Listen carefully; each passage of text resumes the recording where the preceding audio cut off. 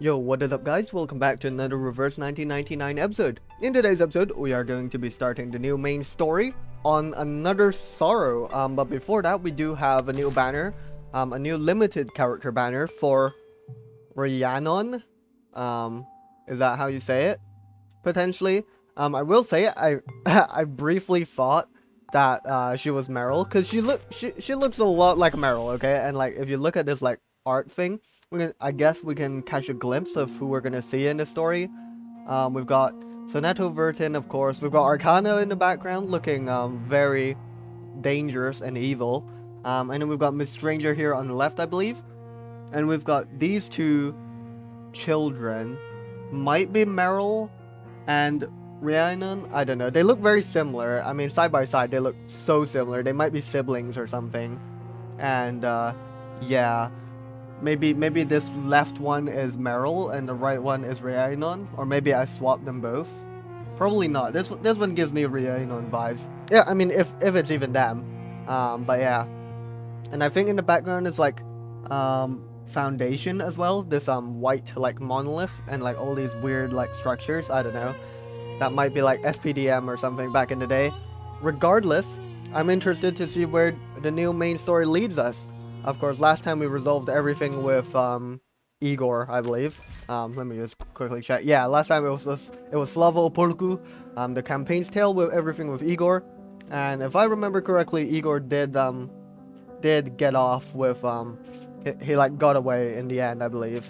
And he's still off doing his own thing. He did hand us the box though, the cube, I believe. So that's very helpful. Hopefully we can look more into that and see where the story goes from there. However, I am interested in pulling this Rhiannon character, so I'll just spend some pulls, you know.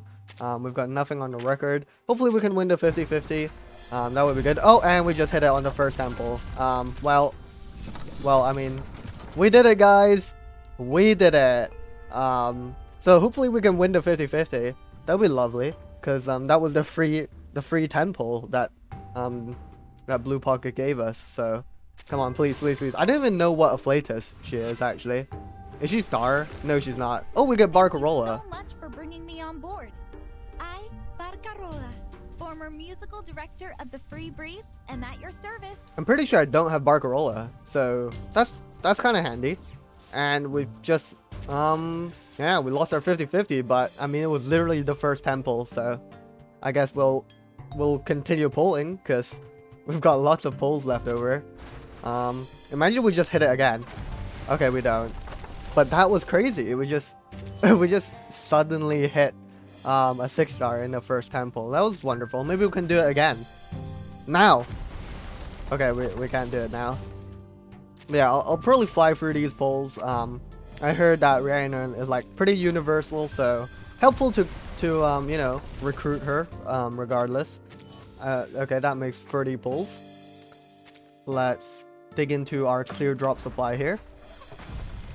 Oh, not even a 5-star this time. All good though. That's 40 pulls, so this should be 50. Okay, no, we're gonna have to hit like like soft pity maybe. Is there soft pity? I think there is. Okay, is this 60 pulls? Okay. Well, looks like we're pulling hard to get. Oh, should I do single pulls? I don't remember if there's actually no, there is soft pity, I believe, because the rate does go up. In that case, we'll do single pulls then. 61. Nope. Congratulations. 62. Nope. That's unfortunate. Congratulations. 63. Nope. Okay. Well, it's fine. I'm happy regardless. Because okay, 64. There we go. But yeah, I'm happy regardless because yeah, we literally got a 6-star in the first temple, so we did lose a 50-50, but I'm happy with this. Welcome to the suitcase, Rhiannon. However you say your name. Very pretty. What is that creature she's sitting on? Button, I knew you'd catch up. Does that mean you'll join us in our adventures? Wait, it's more like the other way around, isn't it? Since you're taking us wherever you go. Okay, fantastic. Welcome to the squad, Rhiannon. It sounds like she knows about Vertin, like they know each other or something, maybe from their SPDM days or something. So that's cool. Definitely sounds like a like Meryl's sibling or something, because they have a similar accent, I believe. That's cool. Very cool. I wonder what that like owl, like what is this bird-like creature? I don't know. I guess we'll find out in the main story. So let's hop right in. The heartbeat. Um, I can hear we just had to quickly, you know, pull for the latest limited character, but good stuff. Claim some stuff. Let's see. All right, cool. Let's go with part 1, Reckoning Time. Ooh, let's see what's going on here. On another sorrow. Ooh. And that like symbol had like some Manus Vindictae hands like clawing up that like monolith thing. That's interesting. Oh no, what? A storm? 5 minutes or 5 hours? Oh dear, like what? That's sudden. We just suddenly have a storm now. That's not good. I'm pretty sure we were not on the verge of a storm previously, unless I forgot. It's possible I forgot, Order. but... Order. Oh, who are you, Special Tribunal Officer? You look so pale. Are you okay? Huh, very cool looking though. Real like elegant looking, this Special Tribunal Officer. The gavel strikes with perfect momentum. Not overly dramatic, but enough to serve as a warning. Ooh, hi Kraus. Have we ever seen Kraus? Kraus's like, model like this? Cause he's broad, like his shoulders are so broad. He's so big. Yeah. The commotion from the jury box yields to a penetrating silence. Once again, Mr. Kraus, this proceeding is not an interrogation. But you are obligated to respond to the questions put forth to you by this tribunal. Okay, so they're questioning Kraus for some reason. Now, please give a full account of your unsanctioned actions proceeding from October 1st, 1920 onward, following the 10th storm. Okay, so they want to know everything that Kraus has been doing since what went on in Antarctica, I believe. You are reminded that your testimony must be complete, truthful, and without omission. Our time is limited. Okay, so seems like all eyes are on Kraus for some reason. Why? Is it because like the 11th storm has something to do with Kraus and his actions or something? Understood, Your Honor. Foundation officers and staff watch as he looks down at his prepared statement and begins to read. On October 1st, 1920, I issued an unsanctioned order to Sergeant Yermolai, a member of my squad, directing him to carry out a mission on the Western Front in Europe. Okay. In addition, during my tenure as head of security in the Safe Zone, I instituted a frontline contingency plan without prior authorization from the Joint Committee. Yep, I do vaguely recall something like this happening. When was the previous main story? It was like a few months ago, Following wasn't it? that, I took advantage of the policy approved by the committee in December, the resolution on the expansion of admitted persons, and issued admission licenses far exceeding my allowance under the regulations. Damn. The tribunal officer stares right past Kraus, looking instead at the representative of the Hawks. Iranai, hello. Iranai maintains a stern expression. Are the doves gonna like Then you admit to acting beyond the regulations of this policy in order to distribute these licenses, most of which were issued to military-related individuals. Would you care to explain why? Okay, so it looks like maybe, like depending on how this tribunal goes, maybe the doves might get an upper hand over the Hawks here, because all of these like unauthorized like things that Kraus has been doing in the past like 2 months or so. I believed that the Foundation would need them. You believed. Okay. Elucidate, please. All this time, the Foundation has been sheltering only a small number of core personnel from each era. We've had to rebuild our ranks from the top down after every storm.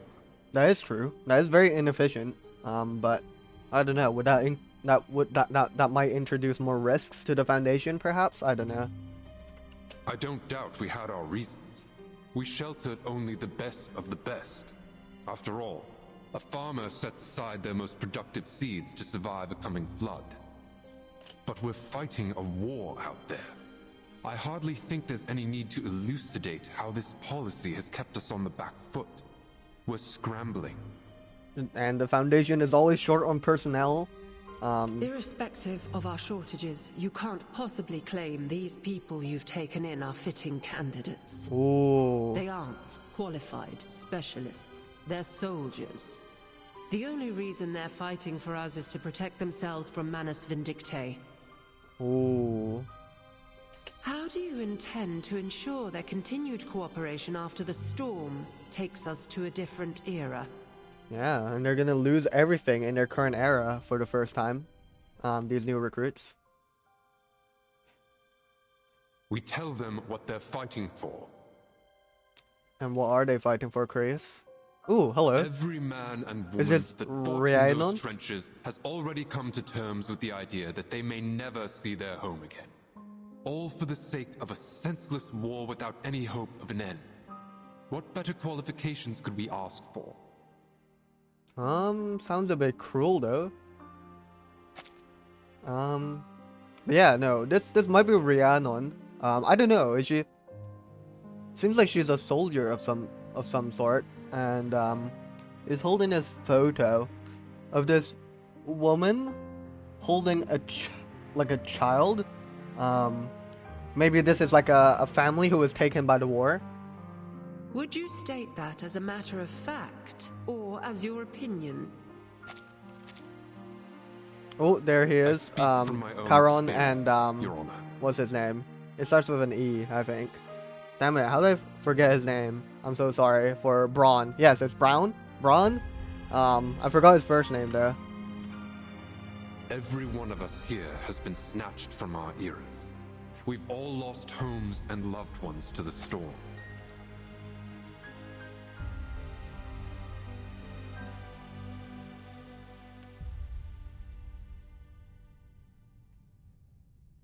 Okay.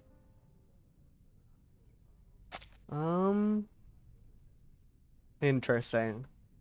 But I mean, these are still unauthorized actions though. Like, could he not, like, I don't know, file like a request or something? I guess it would take ages for it to go through the Foundation. But the Foundation saved us and gave us a reason to fight. Not for vengeance, but for the future itself. We are the lucky few who benefited from the Foundation's old policy. I only aim to give that chance to more people. Expanding our numbers will not change our goals. We can save more people, and I believe we must. Besides that, the truth of the storm will help persuade them, to say nothing of Manus Vindictae. Just think about how many they've already driven to our side. The tribunal officer organizes her files. An excuse for a brief pause. You've made your point. Now, let's turn to the matter of your use of tracking serum on a member of your squad. Ooh. First, please provide a factual account of the events. Oh dear. They're just tearing at him for all that he's done. I'll be keeping tabs on her from now on, Marcia. Even got a tracking serum. Kratos' order. Tracking serum? I won't run again. Trust me, I swear. Mandrake extract taking effect. Subject calmed. Don't sweat it. Her vitals are fine. Give us the room, will you? We don't need any help with the injection. Right.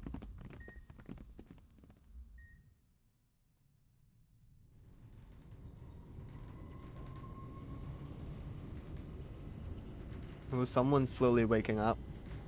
Is this Marcia? Because she got injured, right, last time. But, I don't know. Oh, 5 hours left. Oh, hello, Meryl. Hello, Meryl. The elevator's doors open, freeing Meryl from its cold, silvery walls. And we just lost half an hour. Okay, here we Is are. there something wrong, Meryl? Hello, Verton. I'm fine. Let's go, Miss Timekeeper. Please, call me Vertin. Yes, Miss Vertin. Oh, I wonder if... Oh, actually it could be Meryl as well, holding that photo earlier. That is possible as well. Just Vertin is fine. They're just both quite similar. Oh, right. Vertin. Her voice drifts downward as she stows away her ID card and copy of Visitor Guidance, already on its umpteenth edition. When the elevator comes to a stop, she seems only too eager to hop forward and out. So, what are we doing, Miss Timekeeper? We're in the rehab center. Okay. Ward 1119. This way. No, I think it definitely was Rhiannon in that like flash we saw, because the outfit doesn't line up. Rhiannon's outfit I think had or rather the person we saw had like green in her outfit, and Meryl's outfit just does not have any green on it.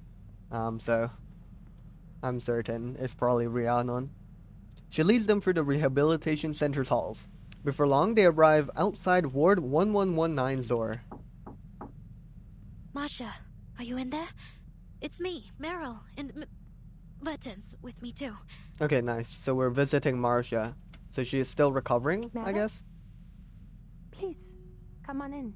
Yay, Marcia. What about Sentinel? I wonder what's Sentinel doing then. Would she be evading the storm with us, or is she gonna, like, not join us in the shelters? Striking scarlet hair stands out against a soft white pillow beneath Marcia's head.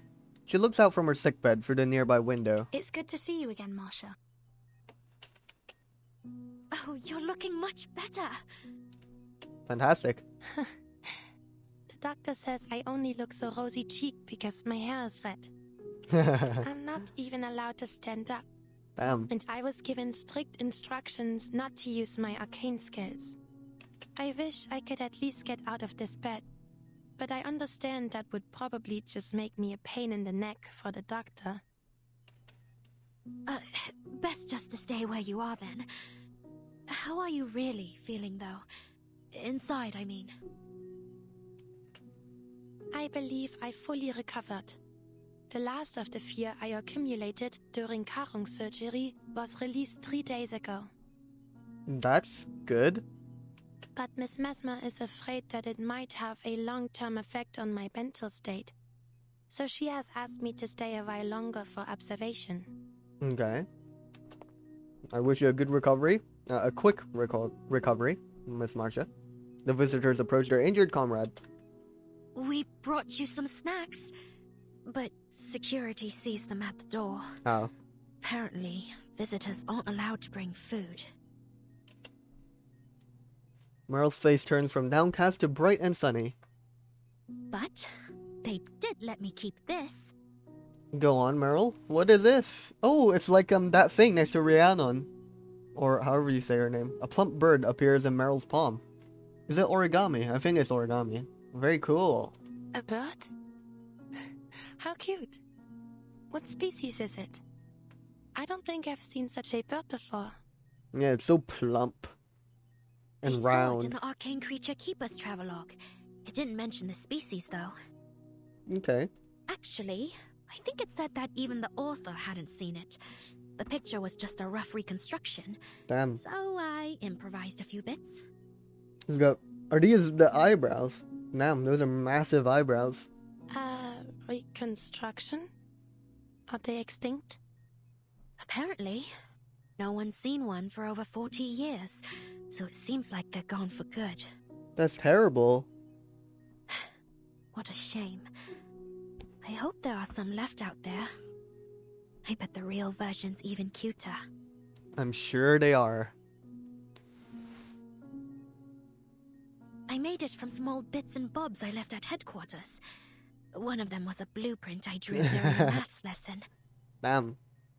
It was supposed to be a flying model powered by arcane skills, but that was a bit beyond my ability at the time. But since my arcane skills have improved, I decided to give it another shot. I retooled the design, added a few new ideas, and ta-da! Go on, see what it can do. Okay, let's see. Oh, it's chirping. The handmade bird flaps its little wings and leaps from Meryl's hand to the bed. Incredible. It's amazingly lifelike. The arcane skill you cast on it must be sophisticated. Thank you, Meryl. I'll treasure it as if it were a sacred relic. Thanks, Marcia. She stretches an arm out from the blankets and places the bird beside her pillow. Somehow, the way it moves reminds me of you. I gave it all the healing incantations I could think of. Damn. Not sure if any of them actually work, though. Anyway, I thought it might keep you company while we're away. Burton and Fantastic. I have been assigned a mission at the SPDM. Okay. We'll need to go in a minute. Like right now? Like within 4.5 hours of the storm? Huh? They're sending both Team Timekeeper and the 12 Squad to the SPDM? What's going on in the SPDM? Okay, right. Sorry, I misunderstood. They're just going to the SPDM, so the storm's probably not gonna affect that. Obviously, a brief flash of surprise crosses her face. It's hard to imagine someone like Yermali playing chaperone at the SPDM. No. Not the 12 Squad. I've been seconded to Team Timekeeper for the mission. Okay, fantastic. The SPDM has taken in a large number of storm orphans in the last few months, and they're preparing for next term's opening ceremony. Okay. With our shortages in manpower, they've been recalling any available alumni to assist, including Meryl and me. Are they gonna be like mentors or something? That would be funny, because Vertin was a menace back in I SPDM see. until the I'm sure breakaway you'll do incident. well this time. Of course. I'll try my best. How is Commander Kreas? Paravian mentioned that the committee has brought him to court. Yeah, he's doing his thing in the tribunal. I don't know how it'll go though. I'm sure it isn't anything too serious. I believe the committee only wants to collect as much intelligence as possible before the next storm. Yeah, I wonder why though. Is it crucial to like, to what actually? Like, why does it need to come out before the storm occurs? Would it be because they're like considering whether to like let the people he recruited like go back out to the world and get erased by the storm or something? Maybe, I don't know. Cause they were quite insistent on being urgent regarding the tribunal. You know, they said they've got limited time. So yeah, I don't know why they're so adamant on getting the tribunal done before the storm ends. Yeah, that's why the squad members have all been reassigned. I asked Paravian and Yermali to come visit you with us, but they were tied up. Looks like we'll have to wait till the storm ends before we reunite. Okay. The storm. Then the end of this era is coming. That is true, Yes. Marcia. But don't worry. The Foundation has already begun recalling its staff, and you'll be safe here. That's lovely. But yeah, this is Marcia's era after all, and it's about to get deleted. And what's gonna happen to Sentinel? Is Sentinel going to be recalled? The doctor said that as long as I stay in the rehab center, I won't feel a thing when it happens. But it's my first time braving the storm. Commander Kreas walked me through what to expect. He told me I would get used to it. You've each been through it many times now, right? Have you gotten used to it? Probably not.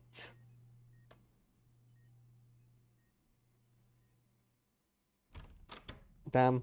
We just fade out and exit the room after that. I guess we'll never know what they answered. Only once she's outside the ward does Meryl allow the worry on her face to show. No one ever really gets used to it, do they, Vertin?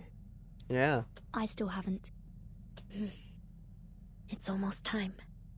Shall we set off early? Sorry, I can't. I just received a message. There's something I need to handle back at headquarters before I go. Okay. Also, now that I think about it, at the end of Madame Booniche's patch, didn't she like set up a meeting with Vertin? But I don't think we ever found out like what they were discussing. I don't think. Um, just throwing it out there. I'm just wondering what they were doing, like what they were chatting about. Should I wait for you then? No need. Just go and find Matilda at the ceremony hall. Matilda. She'll tell you what to do before I arrive. Matilda, the true main character of Reverse Matilda? 1999. You mean Matilda Boaniche, our old monitor assistant? The goat herself. Yes. Oh, this is She's an gonna be great. investigator now. A star investigator. She'll insist. She'll also be helping out. Fantastic. Got it. I hope the school shuttle's still running. I haven't been back since I graduated. Take it as a good chance to revisit then. Sonetto and I will join you soon. Lovely. Interesting stuff. We get to see Matilda. That is awesome. To be continued. Alright, let's press on to the next part. Yeah, cool to check on Marcia just a little bit. She's still recovering. And oh, look at that. That's the tribunal lady speaking to Creus in court. And I guess we don't know where everyone else is for now. Lots of birdies everywhere. Very cool. But yeah, seems like we're at least spending the first part of this story in the Foundation, waiting out the storm as it comes in 4.5 hours from now. The storm downpours. You can patch a leaky roof, but you can't stop the rain.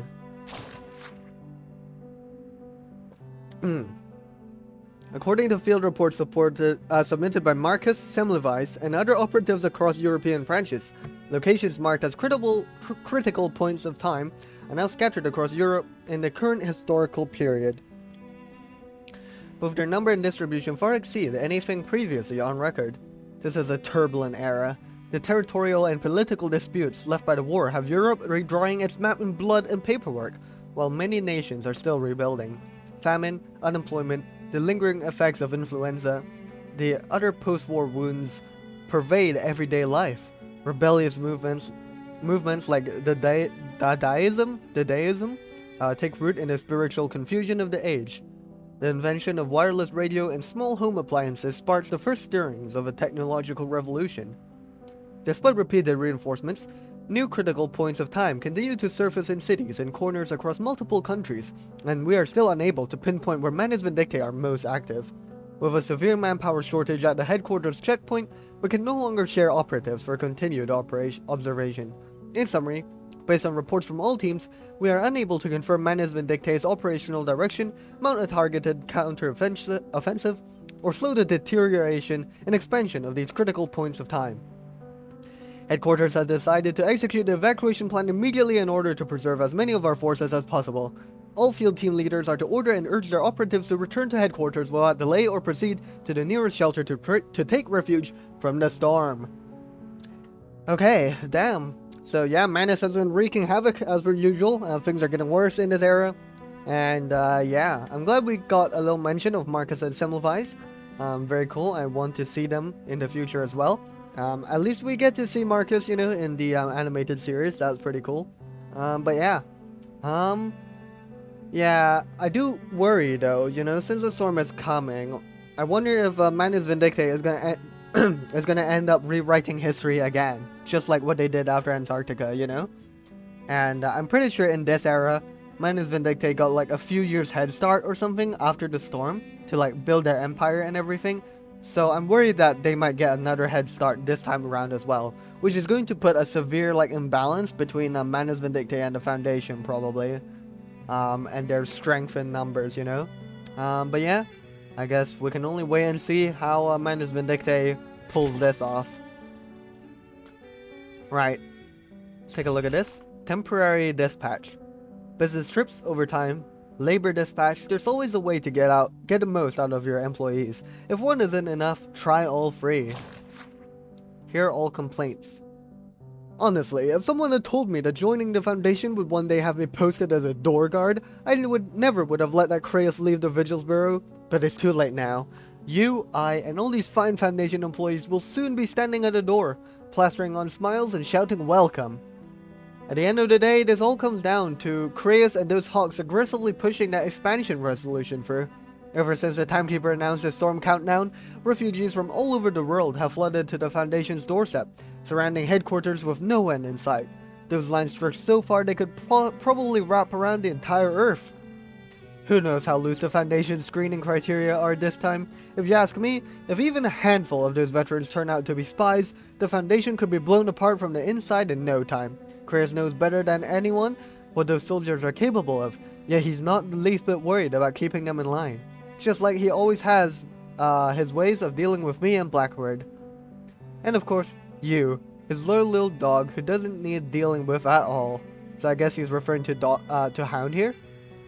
Fine, this is why he dumped us here. On top of standing guard and welcoming guests, we're also on riot control, reconnaissance, and counter-espionage duty. And at the critical moment, we might just end up digging a trench outside the building. Let's go, heads up. Time to rotate from patrol to the front door. Stop it. I didn't mean for you to actually smile like that. Well, looks like we're not having a fun time out here in the 12. Regardless, we'll press on to part 2, I guess, Homecoming Day. Also, I just realized it's now the 31st of January. So, interesting stuff.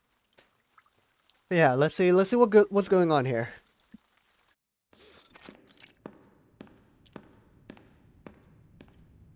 Paravian, Yermalai, front and center, please. Okay, hello, Captain Osborne. The two new recruits stand at attention before their captain. Hello, Good sir. morning. Okay.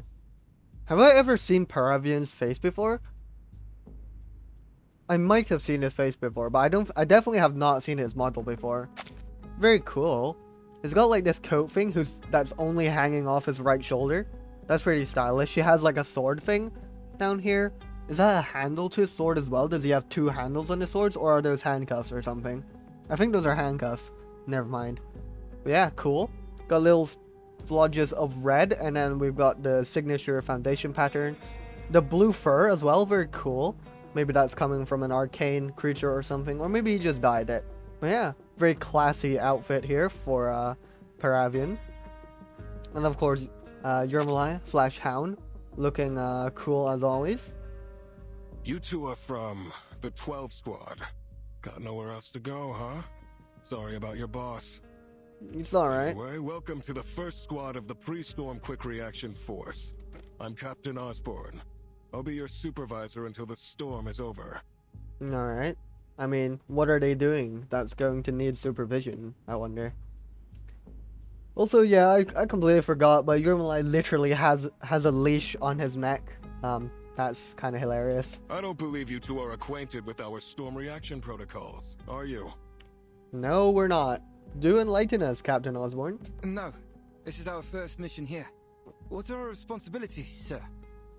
Our primary duty is to provide security for the Foundation's personnel admission process.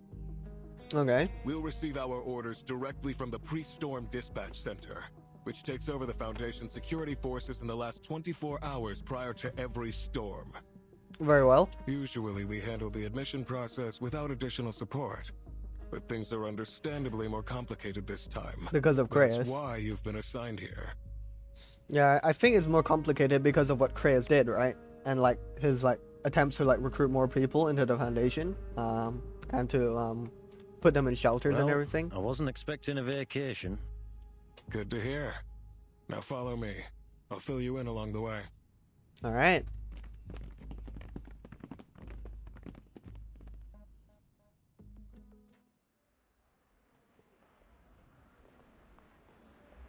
Where are we now?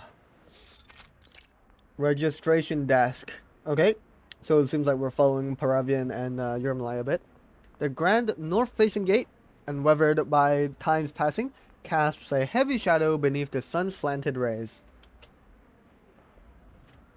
On the eve of each prior storm, it has served as the only entrance to the Foundation open to visitors and refugees. Beyond the gate, people form an uneasy line along the exterior wall, their slow and trudging progress like some fattened caterpillar inching towards safety. See these lines? Thanks to the resolution on the expansion of admitted persons, we're taking in 10 times as many people as before. Do we even have, like, this space for all of them? Soldiers, psychiatrists, theoretical physicists, and more than a few questionable individuals. Someone's really opened the floodgates this time around. Yeah, Most of them don't even know about the storm yet. The Foundation's given out the usual excuses for our sudden invitation. Right, But that with makes all sense. of these new faces, this is a prime opportunity for the Manus to infiltrate us. With so many looking for an escape from this war, it wouldn't be difficult to coax them into doing their dirty work. That is true. We do have to worry about that. We've set up a security checkpoint here.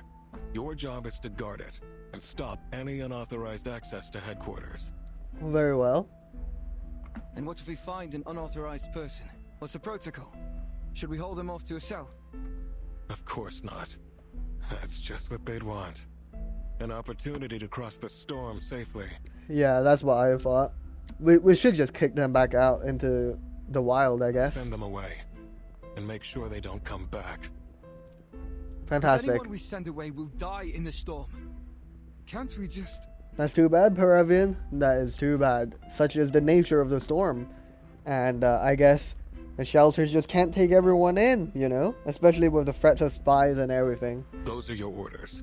We can only admit those who are already authorized. And there's no time to run background checks. Damn. Showing any mercy, no matter what the sob story, could put everyone in danger. You let one man in, and a second will follow, and then a third, and a fourth, and before you know it, it's utter chaos. Damn. Gotta hold the line, guys. Hold the line sternly and resolutely. We don't have the manpower, nor the space to deal with that. Paravian opens his mouth only to feel a tug on the shoulder. Yermolai's grim expression conveys the point wordlessly. Understood, sir. Paravian and I won't have any trouble following protocol. We'll do everything as ordered. Express gratitude, salute, and see them off. Never disturb the lives of the registrants. Oh, sorry, I skipped the last part of that sentence. Good to know at least one of you understands. The Foundation is like an ark, sailing the flood. The only way we'll reach land again is through strict order. Yep, sure. If you say so, buddy. Let me in! Okay. Here's our first challenge. Who is this? The crowd at the entrance erupts into a flurry of shouting and shoving. Calm down, guys. Captain Osborne's face remains stalwart and professional as he scans for the source of the commotion. Expect to see plenty more where that came from. We already stopped 3 of them before you got here. Okay. You can't just leave us out here to die! Whoa, intruder! What do you mean you're gonna die? Do you know about the storm, buddy? What are you all looking at, huh? The Foundation's only letting you in because they think you're useful. Your families are still going to die, just like the rest of us. Whoa, whoa, whoa, intruder, calm down. No one's gonna die. Although, now that I think about it, isn't it like 4.5 hours before the storm? Like, high key, the storm syndrome is out and rampant in the outside right now, right? So, like, people must be like, something must be happening to the people. So, surely they must know about the storm by now then, no? They know that something crazy is happening with the world. I don't know. Gentlemen, please get rid of him before this escalates. Yes, sir. As Yermolai moves to carry out his orders, he spots his comrade's hesitation. Oh, brother. Before I get started, can I ask how long you've been at this, Captain? 5 storms as captain of the first squad, and 3 years as a squad member. Damn. It wasn't until I saw the storm with my own eyes that I fully realized I'd never get to see my wife and children again. But if you want to know my take on this, I'd say I swore to devote my life to the Foundation. It takes sacrifice to push time forward, gentlemen. Damn. Captain Osborne's got a good voice as well. Just notice that. Yermalai nods, then turns to give Paravian an affectionate pat. Come on, Beagle. Let's take care of this lad. Get out of here, intruder, buddy. Get out of here. Don't spread your lies. Oh, we're gonna beat him up as well. Anyone Damn. crazy seeing blood? Alright. Okay, buddy, you have to calm down. Stop spreading your lies. Oh, they're drunk as well. Taking a peek, sensing their what I'm good at. Agreed. Alright, let's defeat this guy. Bang! Face the truth. Good stuff. Job done. Battles have little meaning, save for the prizes to be won. Oh, I want to see Semmelweis again in my story. That'd be cool. Hound has cornered his prey. The intruder has nowhere left to run. Good stuff. Go to hell! Foundation lapdogs! Yeah, take that, intruder. A kick from behind sends the intruder stumbling to the ground. Please, don't kick me out! He wants to live. Leave him to me. Now back to your positions. Okay. Understood. Yes, sir. The wails and commotion give way back to quiet order. Yermalai approaches Paravian, blocking his view of the scene Let's at the get gate. to it. You know what to do. Yep. Keep doing our jobs. Gotta make sure only the qualified personnel gets to stay at the Foundation. Oh, SPDM. This is SPDM. Look at those sticks.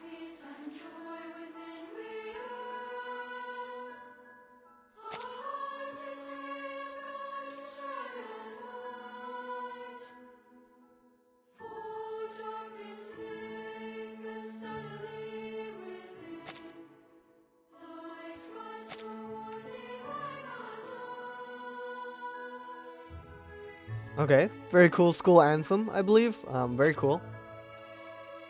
Yeah, look at all these doves? Question mark? I don't know what doves look like. In this art style. Opening ceremony, SPDM. Yep, they're welcoming everyone here. My screen has frozen. Oh, there we go. The screen, sorry, the children make an awkward attempt at bows and curtsies. Hey, now I haven't clicked. Why'd you skip? Awkward attempt at bows and curtsies, then exit the stage following their teacher's instruction. The applause continues as the principal takes the stage. He taps the microphone, drawing out a screech of feedback before he begins. Thank you for that wonderful performance. Distinguished teachers, dear students, ladies and gentlemen, welcome to this year's opening ceremony. Fantastic. We are especially honored today to be joined by the Foundation's inspection team, who will be spending this memorable day by our side. Good stuff. For many of you, this will be your first time leaving home. And for all of you, this opportunity to study at a unique institution with students from all over the world may seem daunting at first. There will be challenges, even conflicts along the way. But here, you will study the skills and values needed to overcome them. Every young arcanist will have the opportunity to realize their potential and to contribute to the cause of world peace. Incredible. A mission this institution has pursued for centuries. Our philosophy. Okay, and we're off. We've got 4 hours left. Holy yap, he yapped for like half an hour. The loudspeakers carry the principal's speech across the campus, same as ever. Matilda leans against the guardrail, finding her eyes drifting over and over to the time. Bertin said she and Sonnet would be a tad tardy, I know, but where is that assistant she said would be here? Oh, she's waiting for Meryl. Ah, so glad to see Matilda back. Let's go, my goat.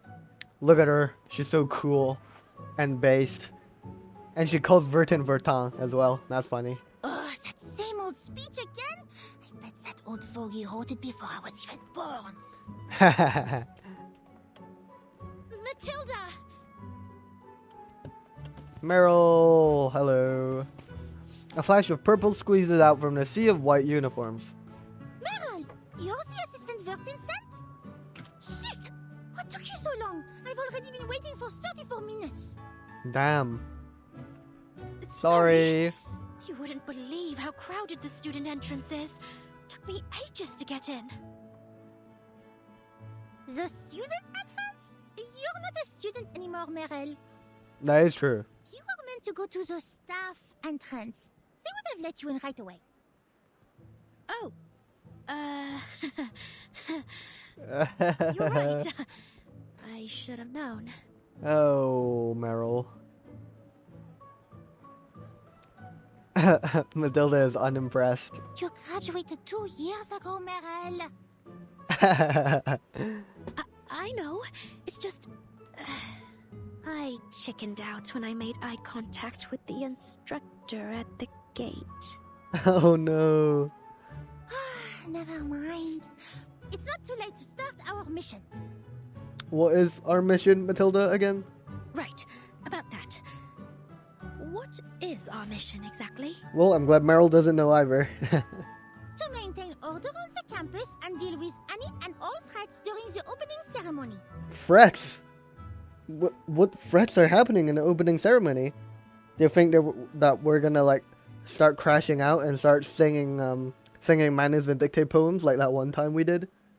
Isn't that the god's job? Yeah, it is, isn't it? Well, yes, but we need some privacy. Follow me. Okay. Okay, Matilda. What do you have to tell us? Oh my god, are those tables made out of marble? Oh my god, that's marble, no? Oh, and we just lost 15 minutes. Matilda inspects the classroom. Only once she's confirmed it to be empty does she speak, albeit cautiously. I'm sorry, but are these tables not literally made out of marble? Like, imagine being a student studying at a marble desk. That's crazy, no? That's insane. The chairs as well look like they're made of marble. Oh my god, we're rich. We can't let the students know about the storm. I am certain you remember. Oh yeah, the S word. Yep, that was a heavily redacted thing back in Verton's time as well. I suppose you know this better than I do, but many children have lost their parents to the war in this era. Therefore, the SPDM has taken in a great deal more Arcanist orphans than ever before. The intake this year is so large that the staff can hardly handle it. Right. I see. No wonder everywhere feels so crowded. Alors, you've seen for yourself how order is barely being maintained, even with all the guards on hand. Right. That's why we need to help them out. That is why the SPDM has requested some alumni from headquarters to assist. Understandable. Still, we have a more important mission than just maintaining order. That is, to inspect the shelter doves around the campus. Shelter doves? What are shelter doves? What do they do? She looks out the window, which offers a clear view of a nearby watchtower at a corner of the school's walls. Meryl follows her gaze. It's a familiar sight, the same watchtower that stared down at her when she was a student here. You mean those things installed on top of the watchtowers? Are you sure we're allowed to touch them? Oh, you know about them already? C'est bon. Then we can skip the introduction. I think so. My commander from the 12 squad told me about them. He said headquarters only has a limited immunity range against the storm. Yeah? Nearby facilities, like the SPDM, fall outside that range. Oh. Interesting. And that's where these shelter doves come in. They reshape the immunity area to cover those facilities. Oh, that's handy. That's very good.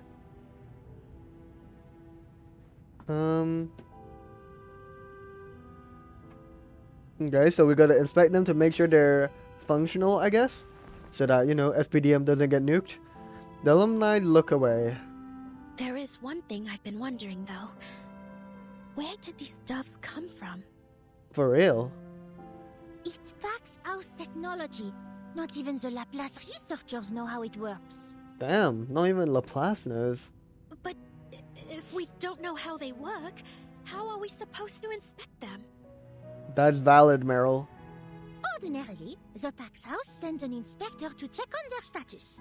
But this time, they sent over the testing equipment so that we can do the job ourselves. That is so bad. Why would they do this, Pax House? Just send your inspector, bro. Oh my god, this is so bad. Is there an instruction manual at least? What's that? Testing equipment? You just need to plug it into the maintenance panel on the pedestal and wait. It will sound a warning if the doves need repair. Okay, well, at least it's a simple procedure. Thank goodness. And Matilda knows, so that's good. Matilda glances downward as she pulls a piece of paper from her pocket. She's done her homework, condensing the entire 150-page manual onto a single sheet of crucial information. Fantastic. So there was a manual after all. Thank you, Matilda. And of course, its power doesn't come from nowhere. You can check the battery status on the panel. Fantastic.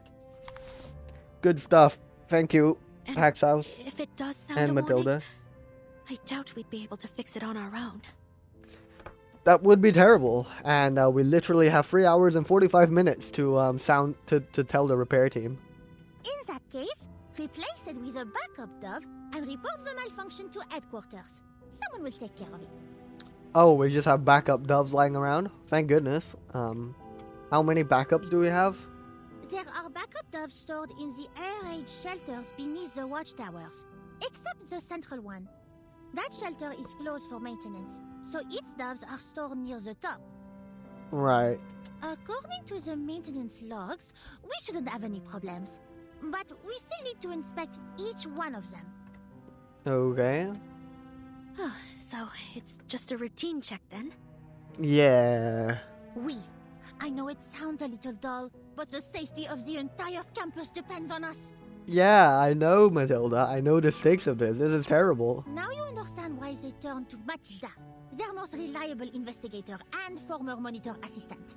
To great responsibility. Yep. The star investigator herself. Hello? Who's calling? Matilda, have you met the other member of the security assistance team? Is that Meryl? Yes, she's here with me now. Yeah, okay, Any luck cool. finding the missing student Miss Vogel talked about? There's a missing student. Oh dear. That's questionable. Who could that be? Well, about that. I followed the instructions of your divination to the classroom building and dorm, but there was no sign of him at all. Interesting. Also, shout out Lavender. I don't know who she is, but this might be my first time seeing this character, so she looks cool. And I received a new message from Miss Vogel. She said there was another student missing during the attendance call at the opening ceremony. That's terrible. Students are going missing for unknown reasons. That's not good. You hate to see it. Alright, let's press on to part 3 then, I suppose. But yeah. Wonder what's been happening to all these students. They're just disappearing. Getting worse. The more you try to hide something, the more curious people become. That sounds true. Legends of the School Watchtowers. The last page torn from a book, treated with a visibility potion. The invisible ink now exposed. This afternoon I overheard the instructor slip up. She said something like, back when the school didn't have the watchtowers. What does that tell us? Those 5 towers are no ordinary structures. They were built for a reason. Our earlier suspicions just might be right. Which one do you mean? The one about the towers being used to subdue ghosts? Or the one about locking up students who have gone mad? Both. Just think. Why would the school suddenly put up towers that serve no purpose and ban every student from setting foot inside? Oh please. Maybe the name says it all. They're just there to watch us. The higher-ups have teachers on duty up there around the clock, holding a long-range stun gun. Just waiting for the moment you try to slip out and bang, you're down. Oh my god. These children, they're thinking we're out here gonna shoot them with stun guns. Which is probably not too crazy, because they did literally throw tear gas at children back in back when they were singing the poems and whatnot. So, yeah. Living Foundation. Even if there really are teachers on duty, I don't believe they can stay awake 24 hours a day. One of these nights we'll find our chance, sneak in, and figure out their secrets for ourselves. Have you lost your mind? What if there are machines inside that can spy on students? We'd get caught in no time. You're just a coward. We'll cover our faces. If something goes wrong, you run first and I'll cover the rear. Just tell me, are you in or not? Fine. For the sake of our friendship, I'll go. A report lies beneath the secret message with a few sharp lines on the page. After— oh, no! Oh, I clicked off. No, no, no, no, no, no, no. I think you can read it, right? In the, one of these things. That's not it. Atlas? Story review? On Another Sorrow? Legends of the School. Perfect.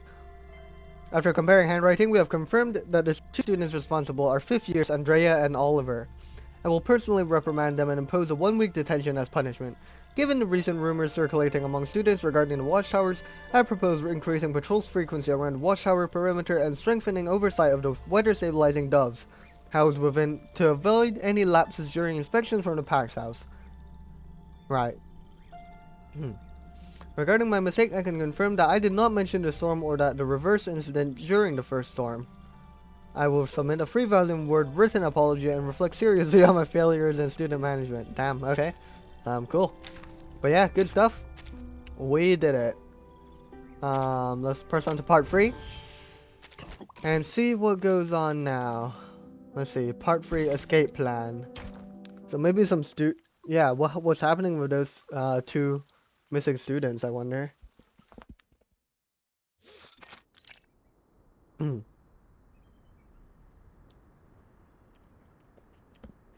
Okay, we lost another 20 minutes. The passage of time has done little to change the face of the old oak. Years pass by as fleeting moments. I didn't read that. But it remains as it ever was. And just as ever, a flock of little white doves gathers beneath its ancient boughs. Are you sure this is going to work, Lucas? So are these the 2 students missing then, perhaps? Amelia and Lucas. A short boy crawls across the ground. He seems to be searching for something. You can't leave if you don't trust me. The school anthem's over. Mikey said he would sneak out when the choir was leaving the stage. Then it's time for the principal to give that same old speech that goes on and on. So, let's say 15 minutes. But we might need more time than that. Do you think we can make it? I wonder what they're trying to do. I mean, it's called escape plan, right? This part. So maybe they're trying to escape SPDM. Lucas stands up and brushes the dirt from his palms. Come on, Amelia. Don't sweat it. You know the old man will keep blabbing on for at least half an hour. I think he did actually end up blabbing on for half an hour. So that's hilarious, actually. We've still got plenty of time. Just think about it. Once the summoning array's done, the 3 of us will be free. What are they summoning? Are they summoning themselves out of here? Or are they summoning something in? I mean, out of the school free.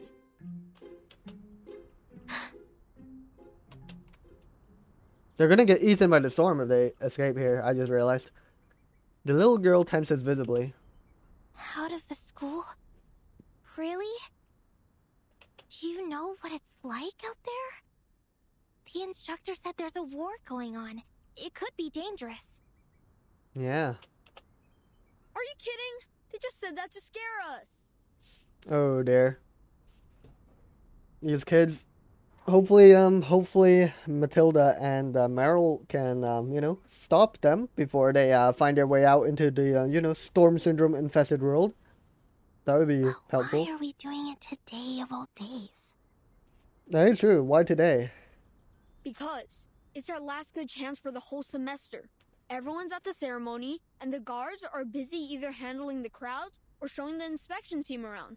I heard there are some committee members coming this time. Okay. So, will you calm down already? This was your plan, remember? Everything's gonna go just fine. Thanks for the jinx, Lucas. Amelia, the planner between them, says nothing. She turns her head to look out at George the Oak. The grandfatherly tree has nothing to offer but stern and noble silence. Year after year, new cohorts gather beneath his bright green leaves as they wither and dry, until they're plucked from his head by the wind and become the soft mulch on which the new class treads. You good, Amelia? Someone's coming. Could be Mikey. I'll go get him. Wait, let me double check. My arcane skill isn't totally reliable. Right. Let me see. They sound like a girl's footsteps. A bit shorter than Mikey. Wait, Matilda? now I hear two of them coming this way. Matilda and Meryl. Is there something wrong with my arcane skill? Got you! Bang! We got you, children! You can't escape. The star investigator herself pops out from the bushes. Shoot! It's a monitor assistant! Meryl, are you in position? I'm ready. Yeah, let's capture these kids. Run! Alright, I guess we're fighting kids now. Yeah, take that, kids! No escaping from the SPDM. Oh my god, they've got actual, like, combat models. Oh, that's kind of cool. That's awesome, actually. You will not be getting away from me. I need your help, Meryl. Copy. But go easy on them. They're just students. Right. Okay, let's take a look. Amelia. And yeah, they've got the same kit. But yeah, cool to see Lucas and Amelia get their own like character models. That's cool. Right, let's absolutely demolish them in combat because we're violent like that. Right. Sensing their thoughts. Agreed. That's what I'm good at. Let's do this. Bang! Take that, Lucas. You're dead. Though it may come with pain. Alright, Amelia. Have I startled you? Bang! You're gone. We did it, guys. We defeated some students. Vampires don't just thirst for blood, we crave victory too. Good stuff. Okay, we lost some more time, I think. Like 5 minutes, if I'm right. No match for the alumni, the two young students are soon caught and detained beneath the oak tree. Did we like tie them up or something? They look like they're like their hands are like bound behind their backs. Another two overconfident truants. This happens every year. Damn, every year. Fortunately, your little accomplice in the choir was exposed. Otherwise, you would be running free outside the school right now.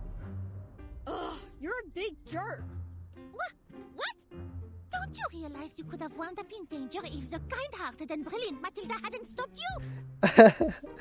Oh, it's just hilarious whenever Matilda like describes herself with like all these like good adjectives about herself. Meryl rises to her feet to examine their array, and a peculiar expression comes across her face. Helpless, yet knowing, like a chef realizing too late what their recipe needed. You know, this array wouldn't have worked anyway. Ooh. What? Liar! I found it in a book. It said it could summon a griffin. A griffin? Like Sentinel? Avian critter behaviors and feeding methods? What? How did you know? You found this array on the blank page between chapter 3 and 4, right? Drawn in invisible ink. Whosoever unlocks the secret, hidden in invisible ink, will discover an array which summons the legendary griffin. Damn. The young boy's eyes grew wide as he realizes just how far out of his depth he is. You've read that book too, haven't you? And you found this array? Did you try to escape as well? That's right. You mean you went to this school? That's right. Of course. What are you trying to say exactly? Then, you mean we really do get to go back into the world? We couldn't stay here, even if we wanted to. The instructors are hiding something. But if we'll find out one day anyway, why don't they just tell us now? I don't know. Why can't you just tell us what's happening out there? I swear we'll keep our mouths shut. We are literally not allowed to tell you. War is out there, guys. Don't bother, Amelia. They're not gonna tell you anything. They know. But even if they used to be students like us, they're just like them now. Damn. They'll ignore us just like the instructors do.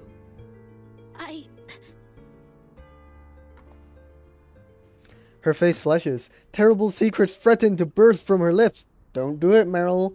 We're like connecting right now, but yeah, no. Yeah, Meryl, don't get peer pressured into telling the truth.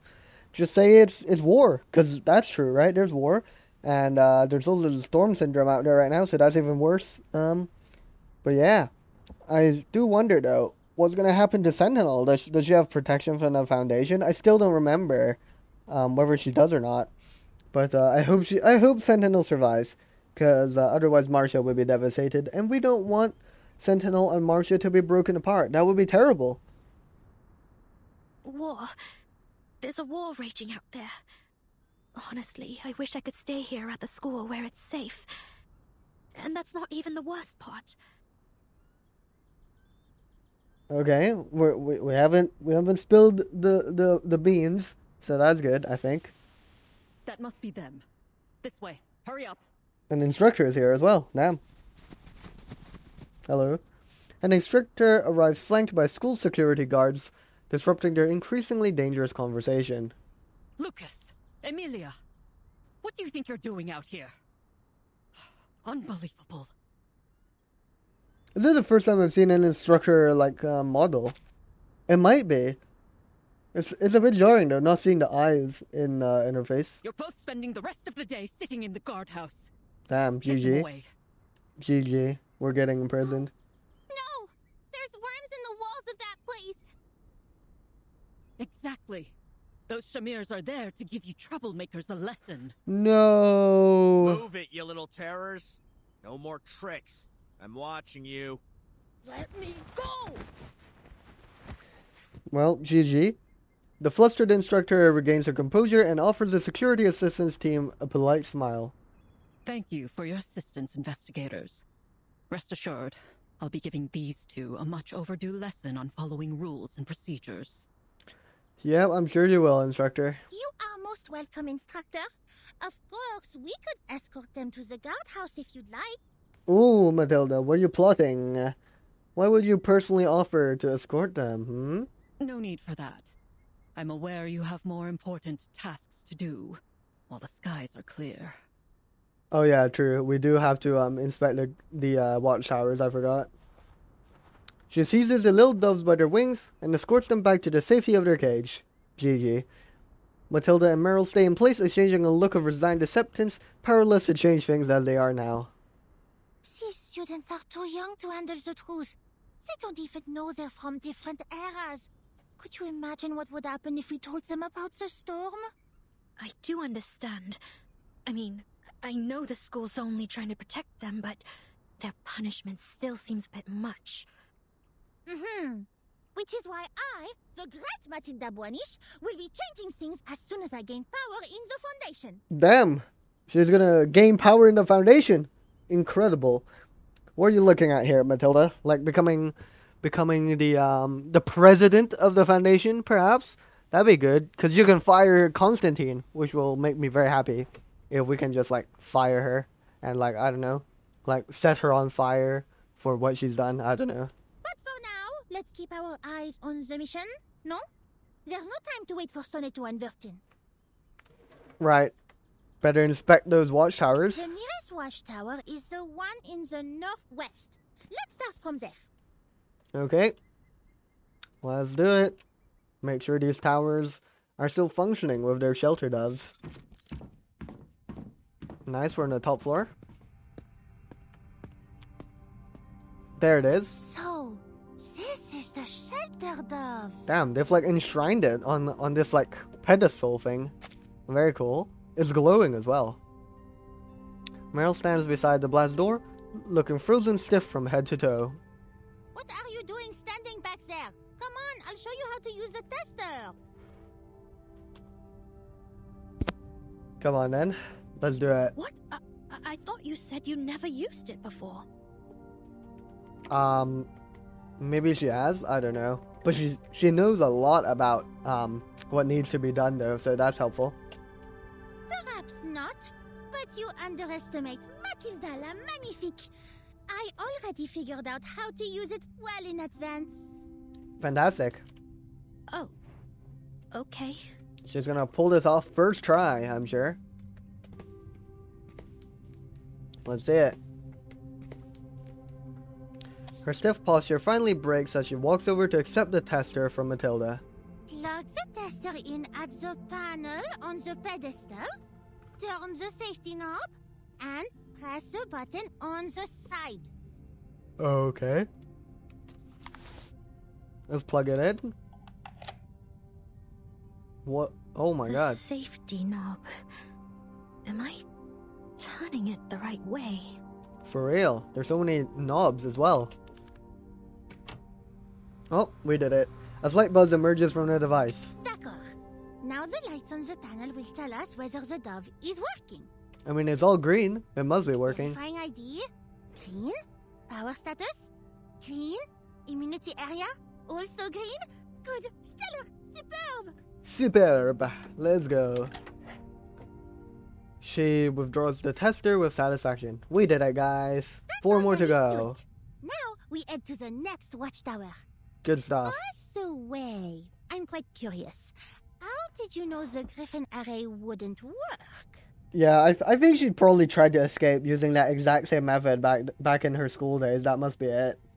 I'm sure. Because I was the one who drew it back in 8th grade. Oh, she drew it as well. Okay, I thought she might have... What? But that's vandalism! Matilda. Oh my god. Yeah, I was wondering if... Because I thought it could have potentially been, like, someone drew it previously, and then, like, Meryl came across it and then tried to use it to escape. But if she drew it, that's hilarious as well. I wonder if she still tried to escape, though. Oh, and we're fading to black. Okay, we're back at the Foundation. Is this Vertin Sonetto? Oh, we gained 10 minutes. Because we're back in time, I guess. Hello, Sonetto. Your eyes look pretty, dull, actually. What's going on, Sonetto? The long corridor is like a riddle whose end connects to its beginning. It loops around the committee building, linking various floors and rooms with meticulously designed stairways. Are you alright, Sonetto? You look so sad.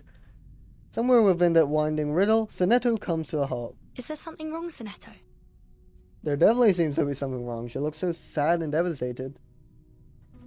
The soft words sound louder and sharper in the empty hallway. The bustle of the Foundation's pre-storm activity hasn't yet reached this corridor. That courtroom we just passed. Mr. Krios is in there answering the committee's questions. That is correct. It was his information that led us to the Amber Room and to Beargrad. That is true. I'm just concerned. The Foundation hasn't quizzed me on anything since I submitted my report on the Dawn operation. I would be in there right next to Krios if they wanted to investigate us as well. I see. Sonetto suppresses her concerns. Footsteps echo over the marble again. So what are they doing then, if they're not helping out at Here it SPDM is. right now? Let's go. Foundation office. Are we meeting with Madam Z? The office behind the opening door is barren of any identity, a symptom both of the occupant's recent arrival and her curious nature. Oh, someone recently arrived? The woman in question lifts her head from the neat stacks of files on her desk. Long time no see. Oh, Miss Stranger! Sonetto. Oh, hi. Oh my god, what is this? This outfit is so cool, no? And it's got, like, moth motifs as well. Like, she's got this, like, pin on her hood thing. And then, like, this coming out as well looks like moths as well, you know, with the wings that look like eyes. And then on her, dress as well. Oh my god, she's so pretty. And has her eyes always been this vibrant? Like, they look so sparkly. Her, blue-purple eyes. She looks so cool. Yeah, she looks so cool. This is awesome. To be continued. Okay. Right, it has been a long time, hasn't it? It's been, the last time we saw her was Antarctica, right? Because she was... Yeah. Wait, was she? Yeah, at the ruins, right? At the ruins, of that... Wherever we were.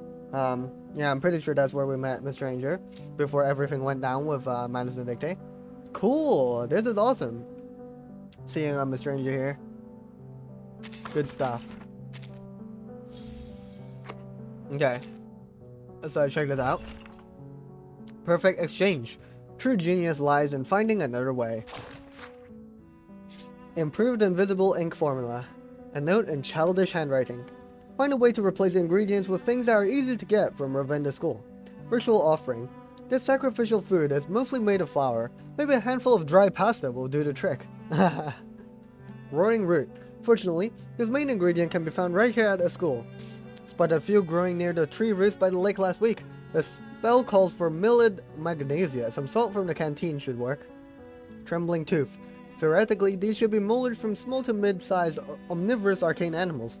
But judging by size and pneuma content, the baby teeth collected by Miss Tooth Fairy at the clinic might be the best option. I could take cold showers for a couple of days, then when I get sick, I'll have an excuse to visit. But I should ask her directly, or just quietly steal one. Damn, we're stealing Miss Tooth Fairy's teeth! That's terrible! Alright, let's listen to this as well. Such a lovely day, isn't it? It's been a while since we heard you. Grandma. War Grandma. These noisy children are soon going to be locked behind the school gate. And I will say goodbye to you. Oh, what? Like, actually, we're not gonna hear from her anymore? Oh. This war will be over as long as I close my eyes. It has lasted far too long. Finally. Well, I'm glad you can get some overdue rest, Miss Lady. What are you doing standing around? Aren't you heading to school? Go on then. Children your age are supposed to be learning and playing. I'll miss you. Oh, please. Take a look at that tree. I think it must feed on the escape plans of students like you. How else could it grow 2 inches taller every year? I imagine it might even serve as something of a secret hideout for them. I mean, then I think back in chapter 4, Vertin and her squad, they were like a meeting up at the George Oak, right? I think. So, I guess generations of students are just out here chilling next to the oak, using it as their secret little meetup spot. But I wonder if anyone ever bothers to visit it again after they leave. Likely not. A once beloved place, all too quickly forgotten. Damn. It's got so much mileage as well, that tree. Because they are too afraid to face the difficult truth. That they wasted the most carefree days of their lives trying to escape from paradise into hell. And now there's no power in heaven or earth that can send them back. You'll end up just as pathetic as them. Unless you can go back there and prove your courage. Okay. I guess we'll prove our courage after our meeting with Miss Stranger. You won't have anything like the fanfare your French classmate received. She was proud as a peacock when she walked through that gate. But you'll not chicken out, will you? Nope, we won't. Well, I mean, if she's gonna disappear, then well, I'll be missing you, woman voice. All right, let's press on to part 4. The cube researchers. Oh, we're looking into the cube. Say less. What's going on with the cube? Do enlighten me, please. Let's see. Countdown to the storm. 3 hours and a half. Very well. And we're meeting with Miss Stranger as well. You still look pale, Miss Stranger. She was quite Well injured, enough to right? get I back believe. to work. Thank you for your concern. If I recall correctly, in Antarctica, she used her arcane skill like pretty hard, I believe, and then she got like injured, I believe. Though, before we exchange any more pleasantries, shall we allow this researcher to finish her job first? Oh? Okay. Is there someone else here? She glances over to the other woman standing in the corner. Hello, timekeeper. You're as punctual as ever, right down to the tick. Hello, technician. In fact, you're early, miss. But I must confess, I was never all that timely before becoming the timekeeper. That is true. Wow, and a sense of humor too.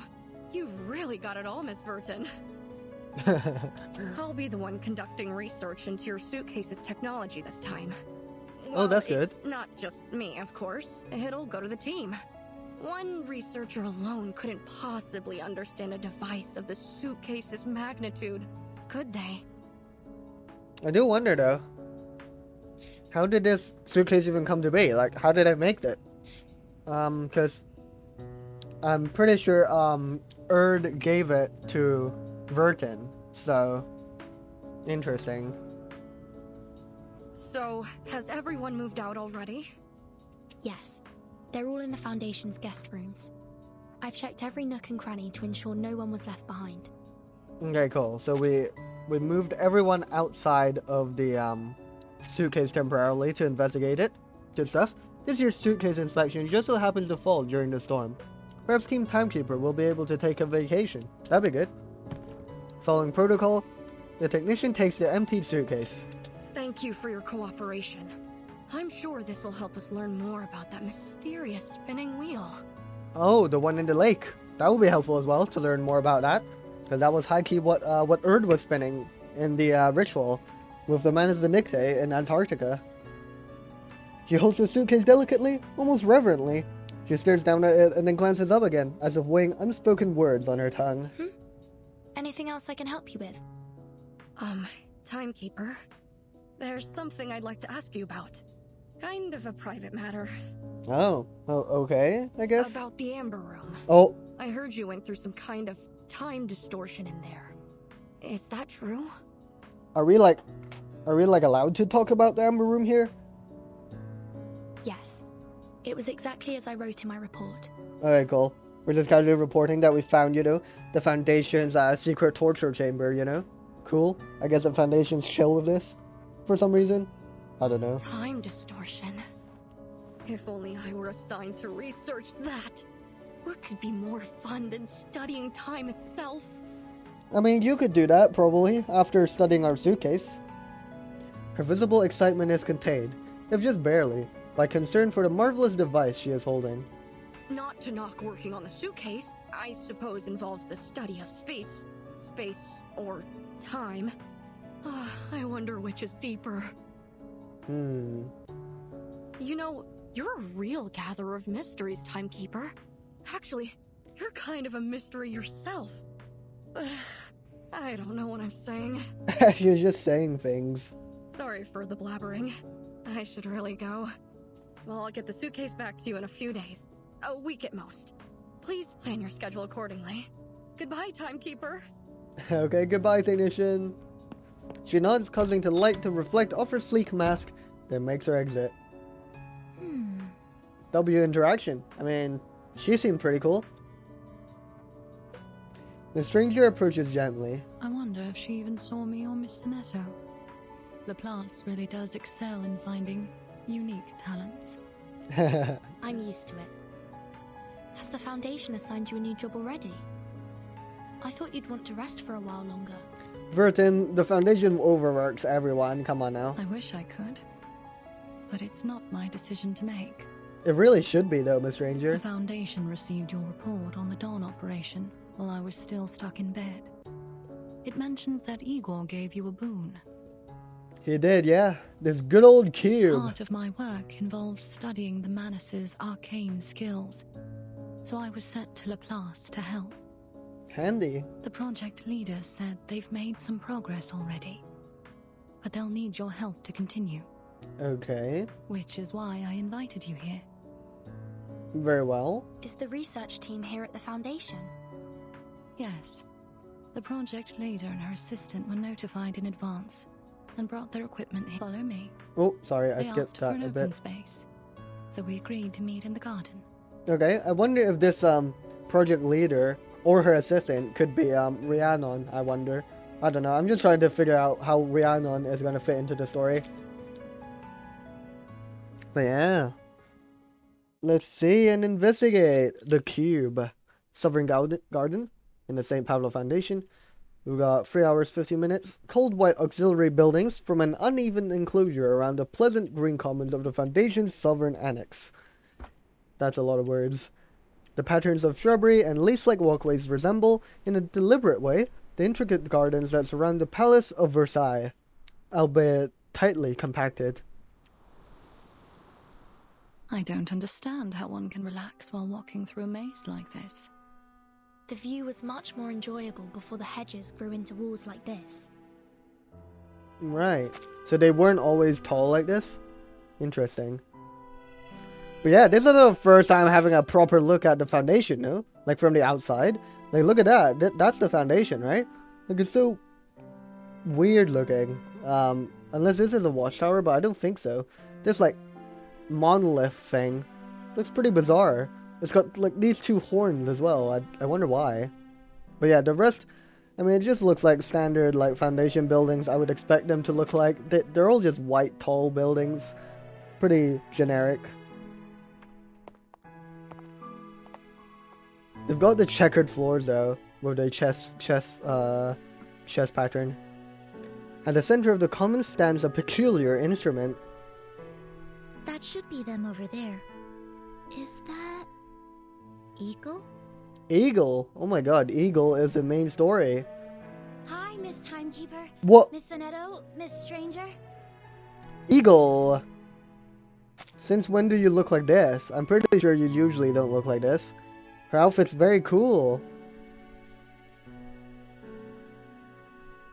The girl nods dutifully, but bounds back with a bright smile. It's great to see you again.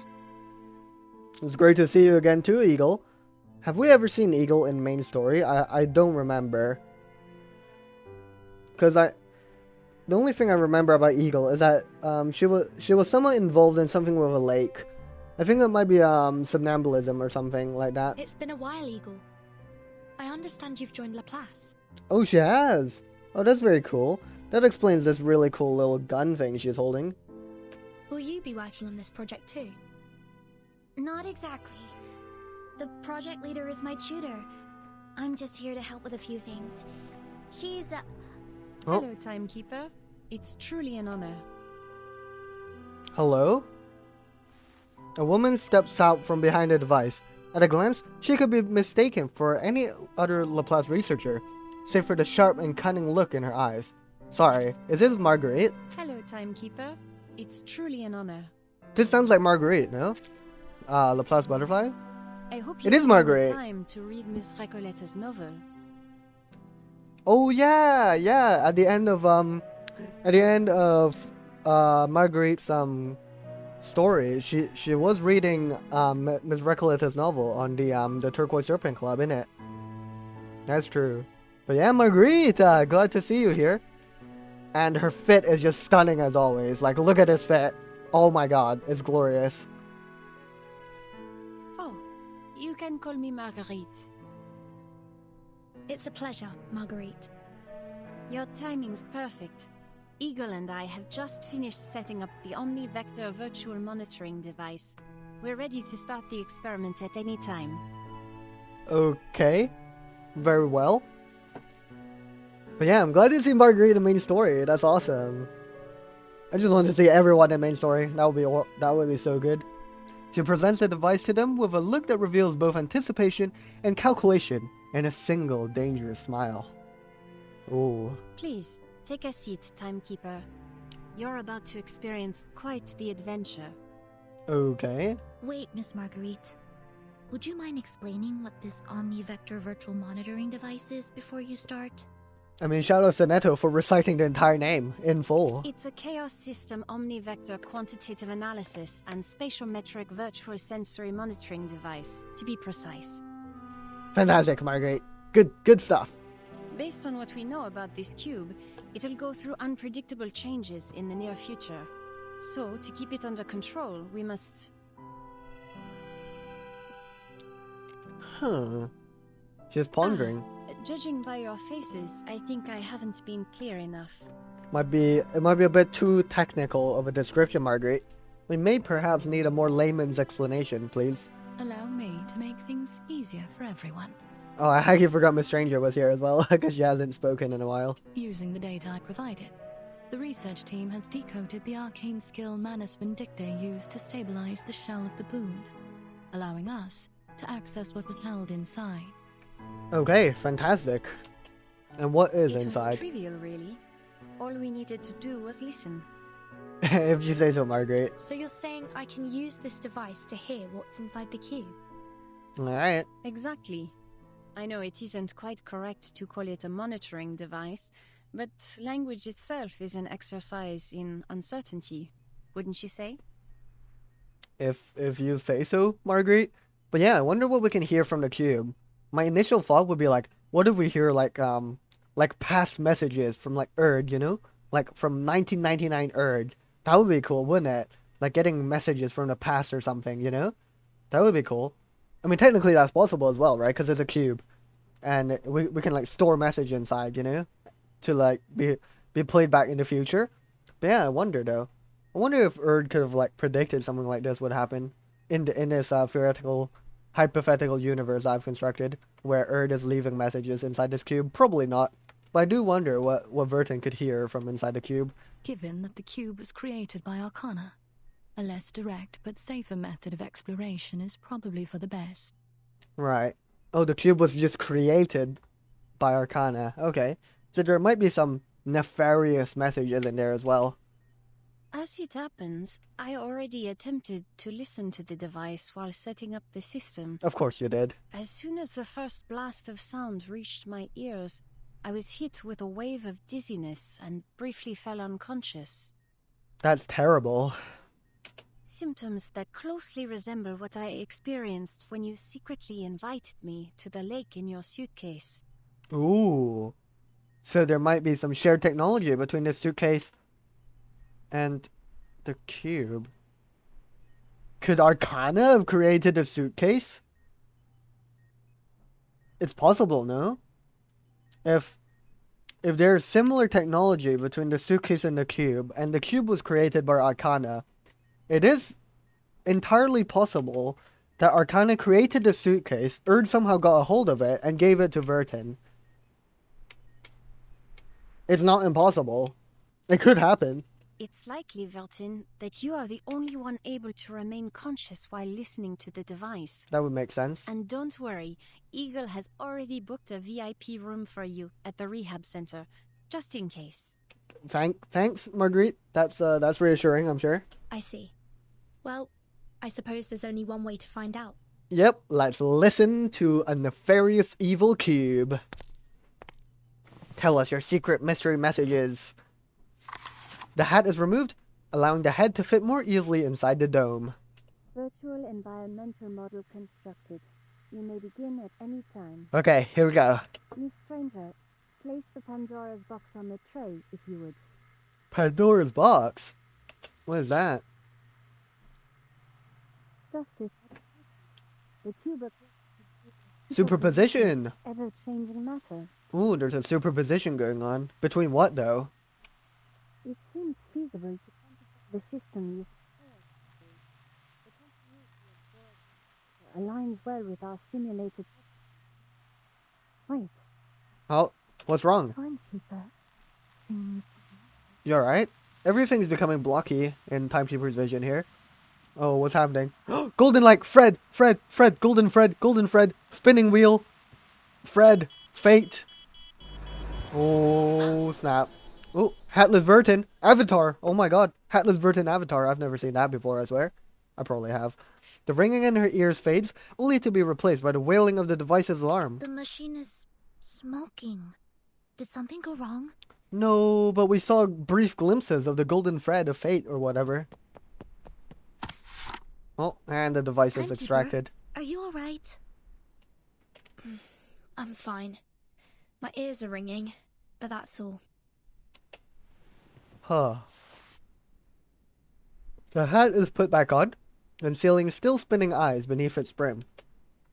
So you were able to withstand whatever's inside the cube as expected, but it looks like our monitoring device wasn't. Okay, so the message in the cube is so overwhelming that the device like fell apart or something. The overload of chaos data caused it to break down, though it should have been fine under the protection of the Apeiron scroll. No, we've got an Apeiron scroll on it as well. Enlightening. Eagle diligently jots down notes as she provides a full assessment of the damage. Did you hear anything during the experiment? Don't think so. I did. Oh, we did. But I don't quite know how to describe it. It was almost like the sound of sinking quicksand. That's a bit vague. I think I've made contact with similar powers before. I'm not sure what it is, but I know it could be very dangerous. Interesting. Interesting that we caught a glimpse of the golden threads as well, which we saw visuals of back in... Did we see that in the Amber Room as well? We definitely saw them in Antarctica when we were spinning a wheel, I think. Or when Erd was spinning the wheel? When one of them were spinning the wheel, or both. Then Miss Stranger was right. It could be risky to break the shell before we find out what's inside. It's still an option worth considering, since we've gotten nothing from the monitoring device. Well, we have. We got some sound and some visuals. She lets the undertone of excitement bleed into her voice intentionally as she focuses her attention on the artifact. Well, Timekeeper, shall we open it? I mean, I feel like Vertin would high-key be down to open it, despite the risks, but I don't know. No. Yeah. The risk is too Maybe high. not, though. Maybe we're not that goofy. Shame. Anyway, if you change your mind... She produces a capsule-shaped item. Use this. Our virtual neighbor came up with this capsule while we were working on the monitoring device. Virtual neighbor? Who are we referring to here? Sorry? It activates with a simple incantation. It'll take about 7 seconds to dissolve the shell.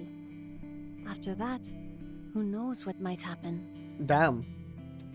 I guess we might use it if we have no other choice, I guess, like in an emergency or something. Or like in a dire situation where we must learn what's going on in a cube. I'll teach you the incantation later.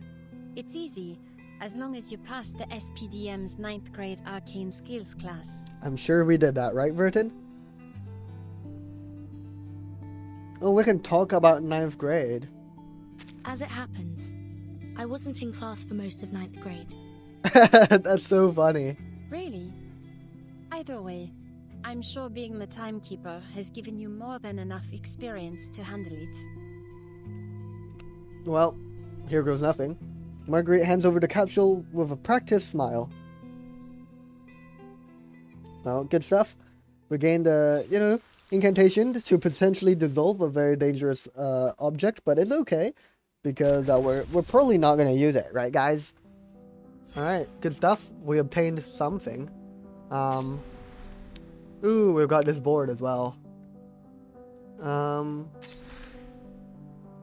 Right.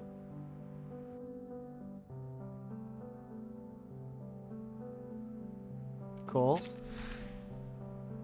Meryl.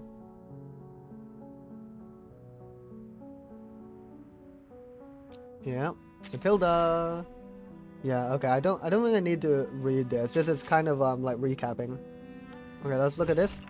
Quantifying pain. Can the sum of the mind and the spirit be reduced to scientific data? Examination, this is for Moth. Okay, so Miss Stranger then. High classification. Examination reveals that the patient, having returned from the Antarctic operation, performed repeated identity overrides throughout her long-term undercover assignment, exceeding the safe iteration threshold. The patient's phototaxis now shows multiple unstable segments, which may affect override efficacy and increase the rate of personality collapse. Oh dear. Brainwave activity shows an increase in fast waves, indicating compensatory neuronal overload. Sorry. Neurotransmitter concentrations are imbalanced. dopamine levels have dropped to 60% of the normal range, and serotonin synthesis efficiency has decreased by 28%. Physical damage is present in the medial prefrontal cortex with mild edema in the limbic system. The patient also overextended her use of arcane skills during the Antarctic operation, resulting in prolonged pneuma depletion. Recovery prospects are not encouraging. Strict limits must be placed on her arcane skill usage in near term to prevent irreversible damage. During psychological evaluation, the patient exhibited mild self-perception disorder. Diagnosis: the patient's brain damage is largely within controllable limits, although a deep personality override should be performed upon completion of the undercover assignment, given the critical enemy intelligence and knowledge obtained during this infiltration of Manus and Vindictae. An unconventional approach has been approved. The pseudotaxis override will be suspended for the time being. The patient will instead receive regular injections of neuropeptides peptides to maintain brain function. During this period, the patient's psychological state must be closely monitored to confirm the results of cognitive anchoring. Well, hopefully that works out just fine for Miss Stranger. It would be terrible if she suffered further from the events of the Antarctic operation. But yeah, let's press on to part 5, Stone Doves. I really hope that all the doves are, you know, a-okay, but I just worry.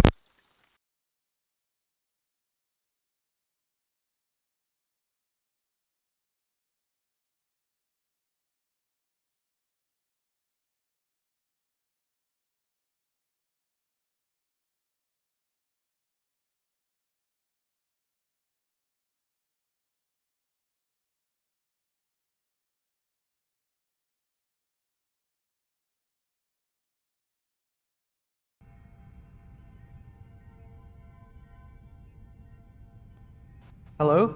Okay, wait. Okay, that's goofy.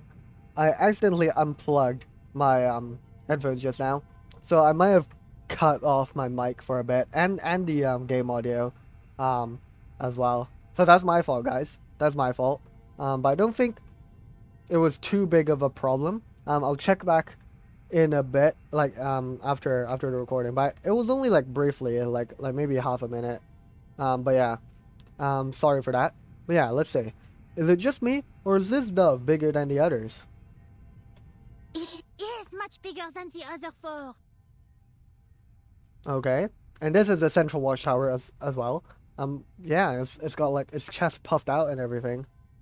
And that is for a very good reason. This is the primary dove. I see. The most important one. It covers the largest area of the campus, while the other 4 cover the corners. That makes sense. To think that the SPDM's been kept safe all this time by these things. Yeah. Thank you very much to these doves, shelter doves. Meryl takes a step forward and, just as before, inserts the tester. Please work normally. Yes, let's go.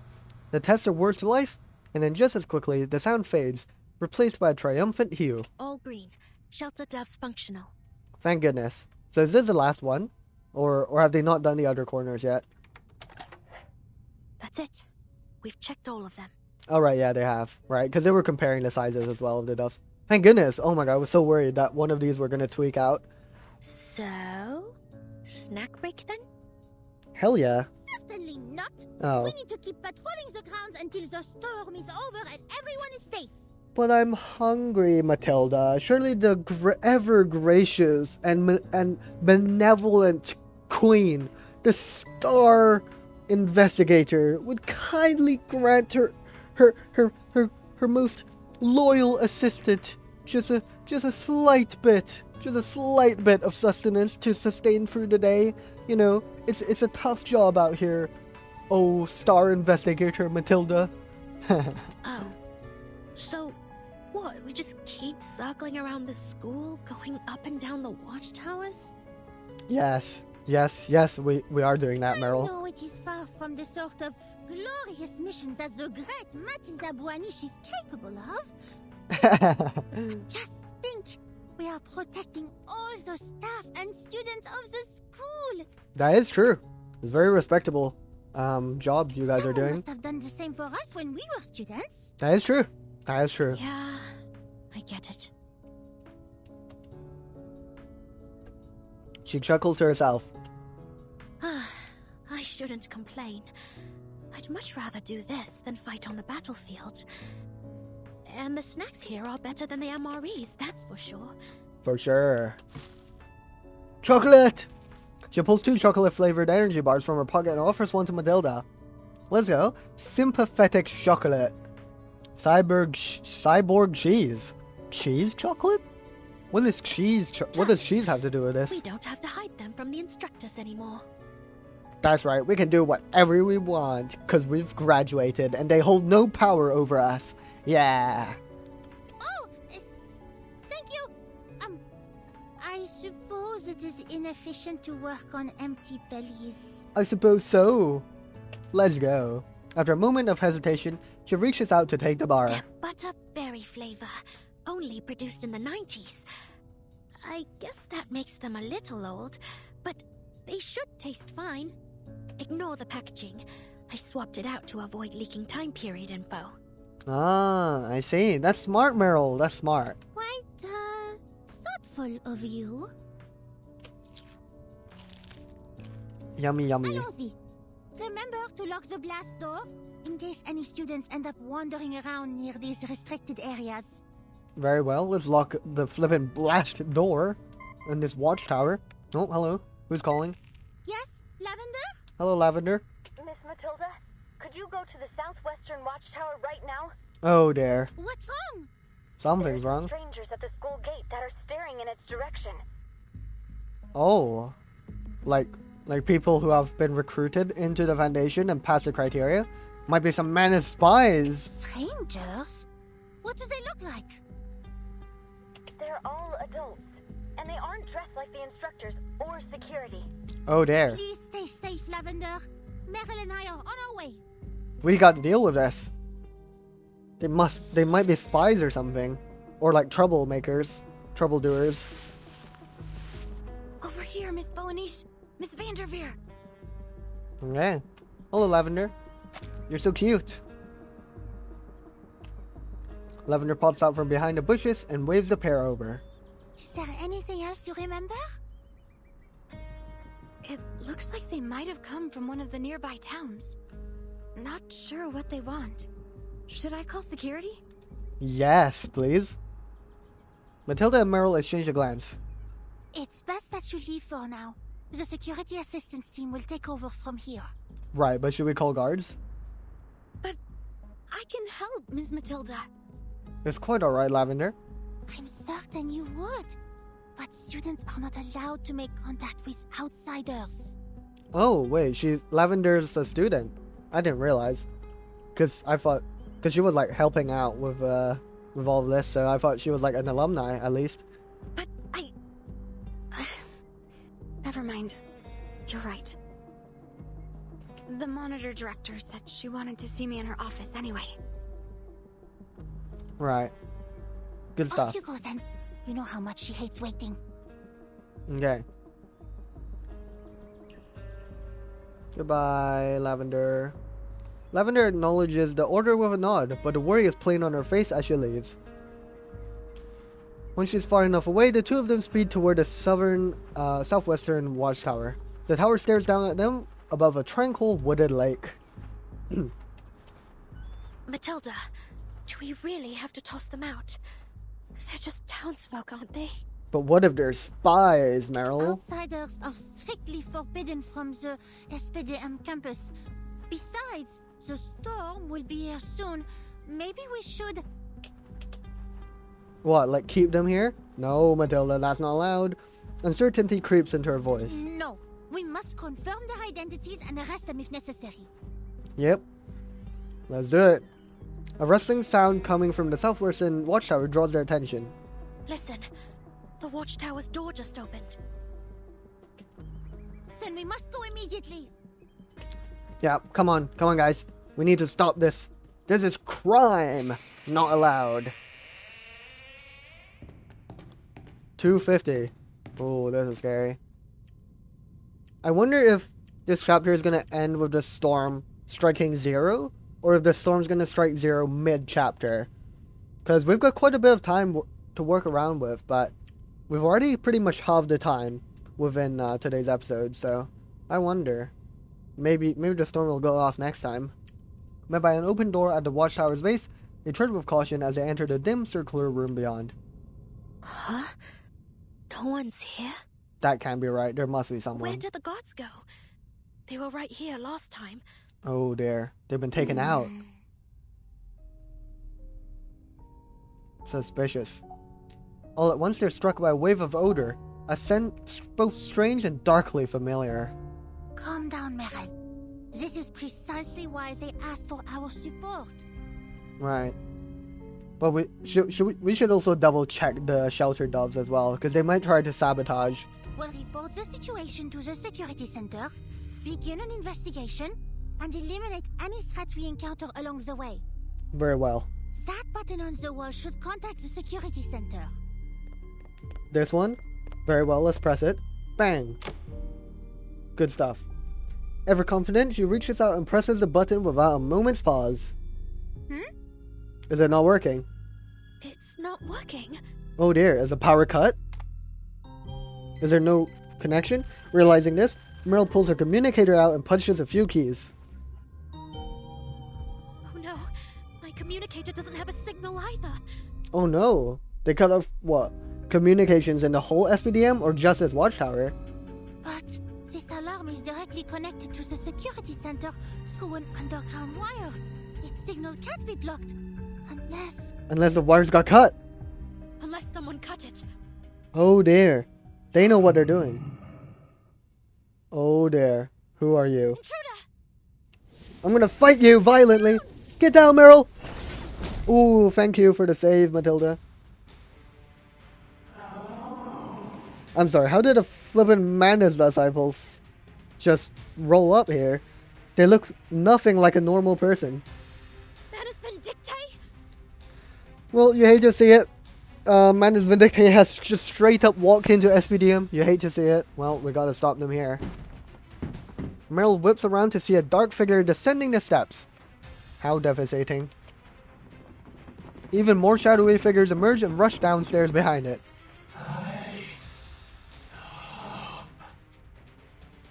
Alright, well, let's stop them instead. Come on. The first of them blocks the watchtower's door while the others trap Matilda and Meryl from the other side. They're blocking the only way out. These filthy puppets have grown more intelligent. Think, Matilda. You must find a way to report this to the school and the Foundation. How do we do that? Meryl, do you have another one of your fat birds? Probably not. But if we did, that'd be helpful. How else can we report? Can we divine something? Like, through divination, do something? The wire is beyond repair, but Lavender was near the watchtower when she called me, which means the signal jammer is only covering a small area. C'est ça! Yeah, just go outside, probably. Do you think you can reach that window? That window there? All the way up there? It's a bit high, but I guess I could transform into a bird. Oh, she can just do that. I didn't know she could just do that. My fault. That's why she's called Blackbird, I guess. These puppets while you fly out that window. Keep flying until your communicator has a signal again and report to the Foundation. Matilda, you're my goat. She's gonna 1v4 these guys. But what about you? Don't worry, Meryl. The star investigator Matilda has it in her bag. Wait, she has it in the bag. Yep. I am Matilda Buanish, star investigator of the Foundation and leader of the security assistance team.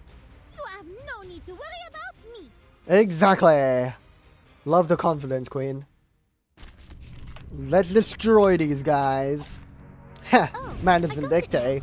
You stand no chance against the great Matilda Buanish. Oh, I skipped dialogue. I'm so sorry. You remembered it. Matilda Buanish never forgets a thing. But I must say, I am impressed. It can be quite risky to learn shape-shifting by yourself. Also, oh my god, it sounds so stupid. I can't believe I was surprised that she could just turn into a bird. I mean, we literally saw Meryl transform when she met Marcia.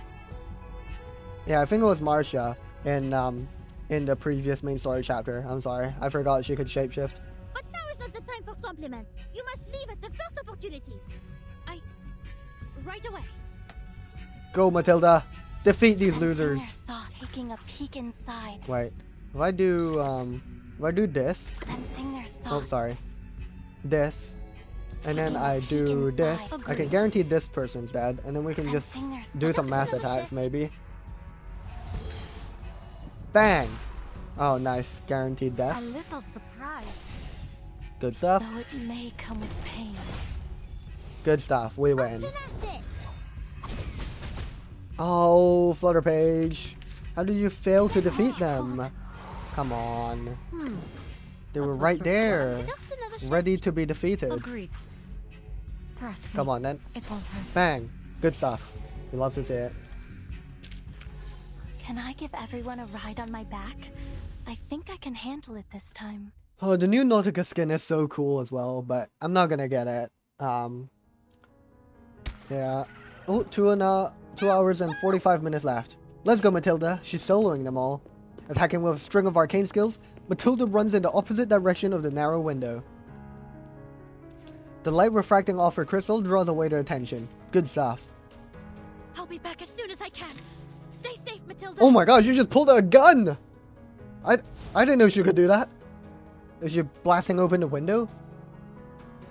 Oh my god, it's crazy. Meryl just straight up pulled a gun on us. She turns around and fires a shot at the corner of the window. Bang! There she goes. Meryl disappears in a burst of light, and a little black bird darts through the hole in the glass. Nice. Let's go, Meryl.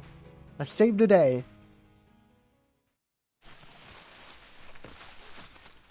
The black bird flies from the tower, dodging branches as she swoops downward.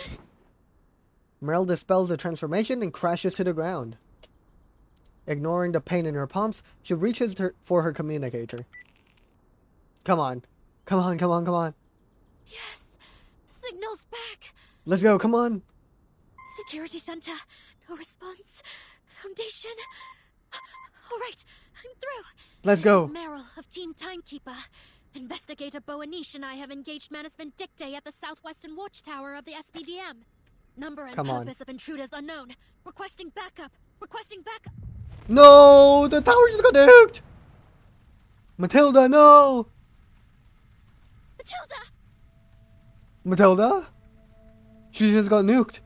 The explosions immediately scattered the arcane signal. All she receives in reply is tactic. No, no, no, no, no, no, no, no. That's not good. That's not good, guys. That's not good. They literally nuked the tower. It's not good. It's exploded. Update Manus Vindictae has destroyed the southwestern watchtower of the SPDM. Nearby areas will be exposed to the storm. That's not good. The entire SPDM is in danger now. They've got 2.5 hours. Investigator Boanish was inside the watchtower when it was destroyed. This is not good at all. This is not good at all.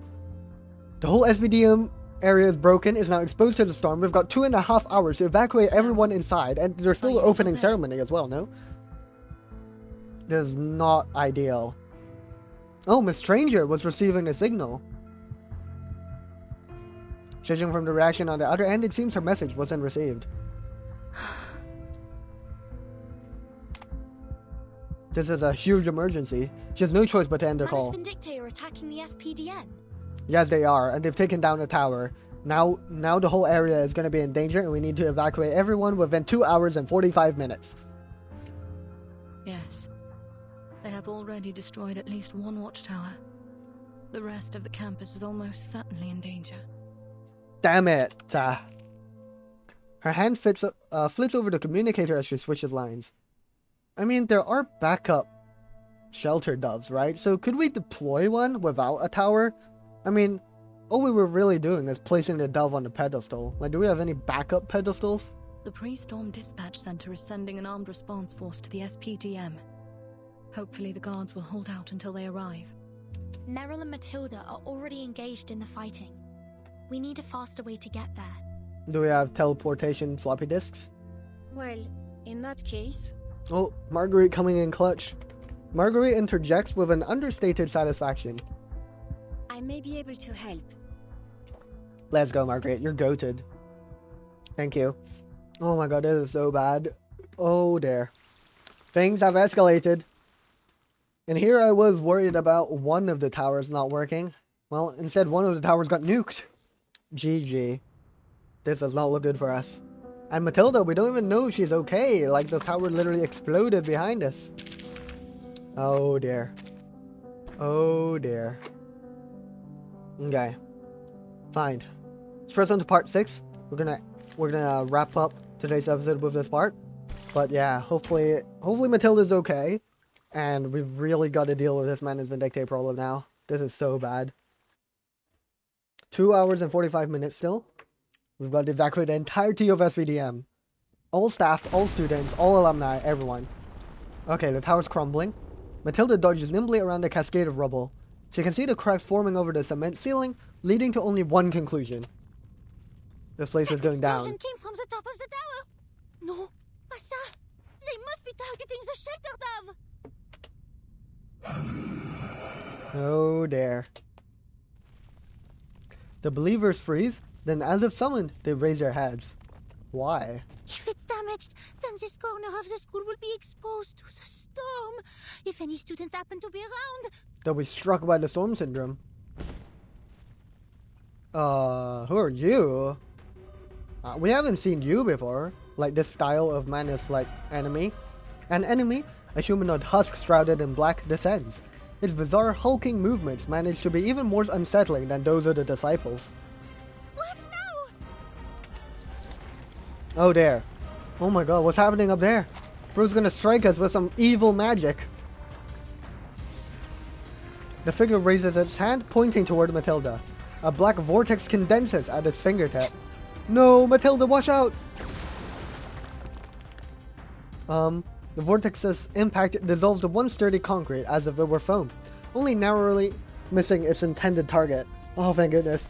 Matilda teeters at the edge of this new hole, but gravity finds her, and she tumbles downwards. No, dear, this is so bad. This is so bad. Oh my god. Okay, I thought the entire SBDM would be in danger, but if only the corner is compromised, it's not that bad. But still. Pain. Her first sensation is pain. It comes, sharp and certain, as she struggles to catch her breath. This is the underground shelter. Okay, cool. That makes sense. She dropped to the underground shelter where the backup doves are, because this is not the central tower, so the backup doves are stored down here, I believe. So maybe she can set one back up, but I mean, Manus is literally in this tower with her right now. The hard fall leaves her head muddled, vision flickering, and Birdie leaves her vision flickering and ears ringing. Birdie is chirping. Is that Meryl? Hello, Meryl.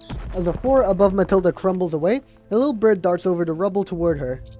Thank goodness. Meryl dispels the transformation in a less than elegant fashion, then hurries to her comrade's side.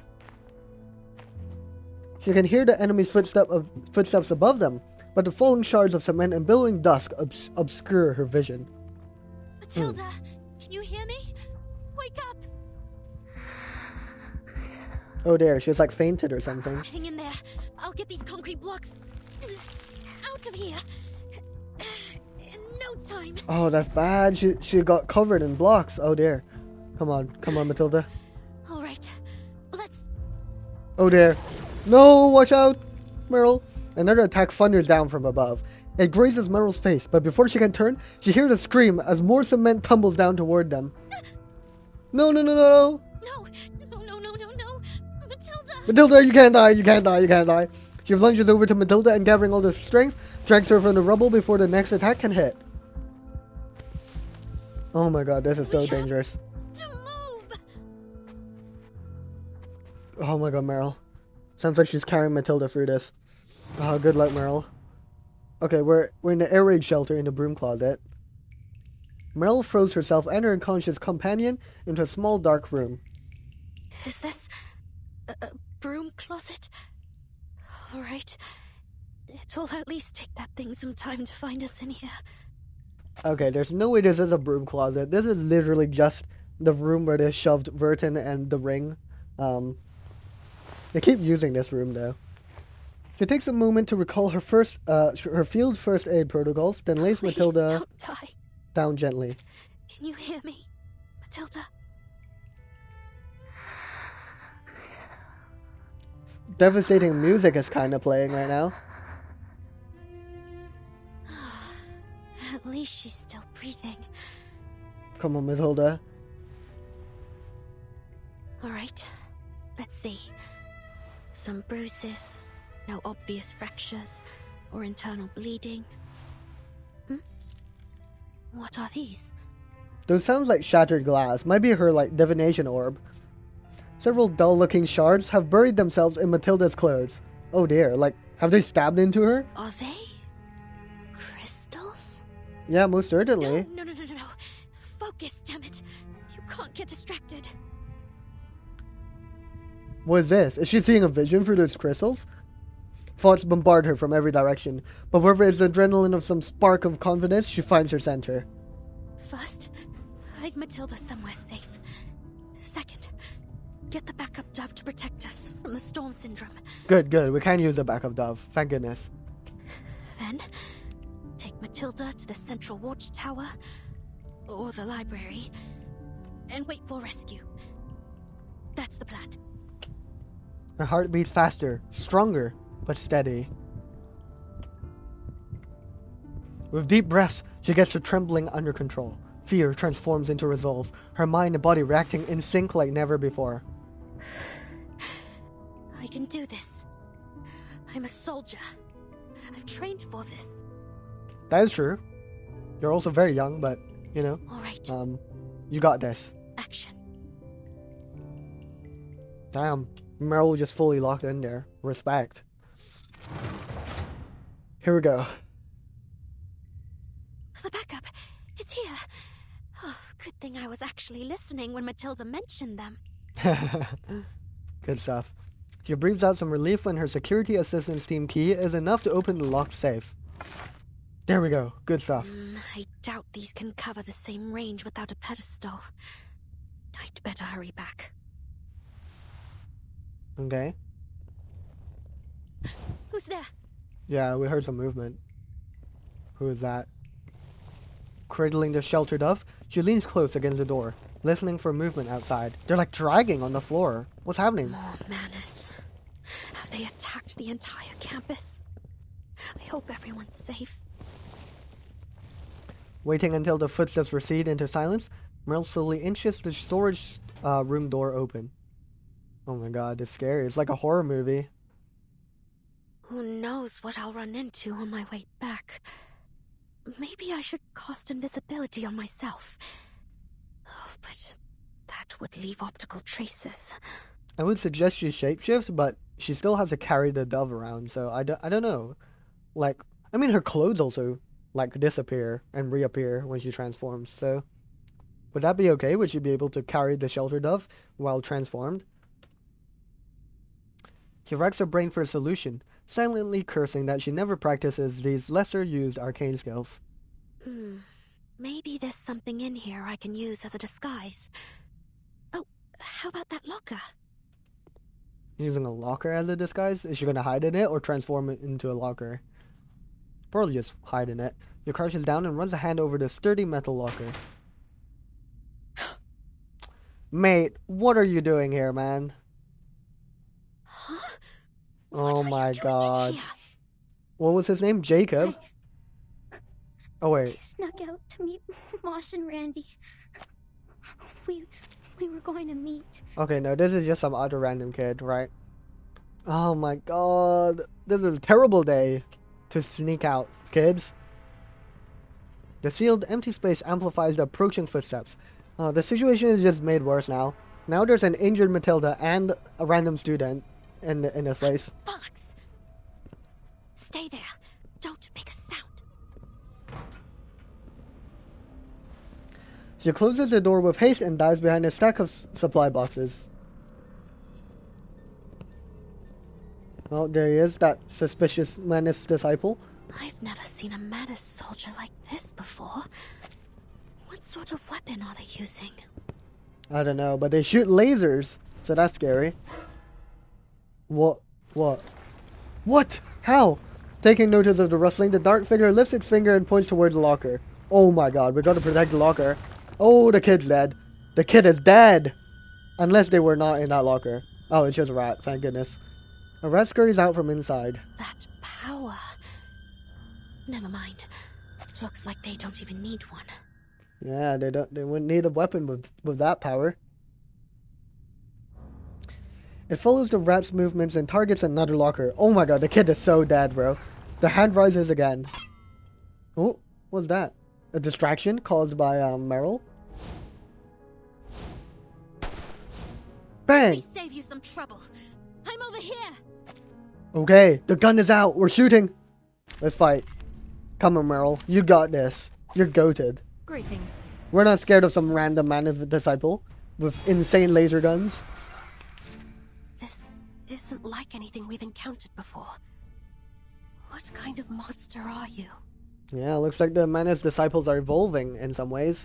Because Matilda also said like the normal disciples were like acting smarter as well. This does not bode well. You can do this, Meryl. You got this, Meryl. Taking a peek in... Come on. Let's cook this guy. But sensing taking a peek... Agreed. Our blood will burn. Come on. Bang! Take that, loser. Blood may come with pain. Oh yeah. Have I startled you? They're dead. We did it. Thank goodness. Good stuff. Are they dead? I hope so. The enemy falls, but Meryl keeps her sight trained on it, watching with disgust as inky matter flows out from its broken skull. No, this isn't a person. It's something artificial. Oh dear, they're making artificial Manus monsters now. That's terrible. Several heartbeats pass, but the enemy doesn't stir. Confident in her victory, she stows her weapon. Well done, Meryl. 2 hours and 35 minutes left. It's alright, you're safe now. But there's still more Manus fellas around, so we gotta be careful. Beverly rushes out from his hiding place. Is his name Beverly? What? We didn't know that. What was that? Meryl grabs his head and forces him to look away. Don't look. We'll figure out what's going on. Just come with me for now. Okay. What's happening? Something snatches away the shelter dove she's holding. Is it the kid? Probably not. It's probably some Manus geezer. Oh no. What? This blood is seeping back in. That is not good, bro. Immortal monsters? You hate to see it. Bro, no. The loathsome creature rises to its feet, still missing half its skull. The inky void where it should be forms into eldritch tentacles as it pulls itself together. Oh my god. It holds the stolen dove in a vice grip, and with its other hand it conjures another black vortex. Get down!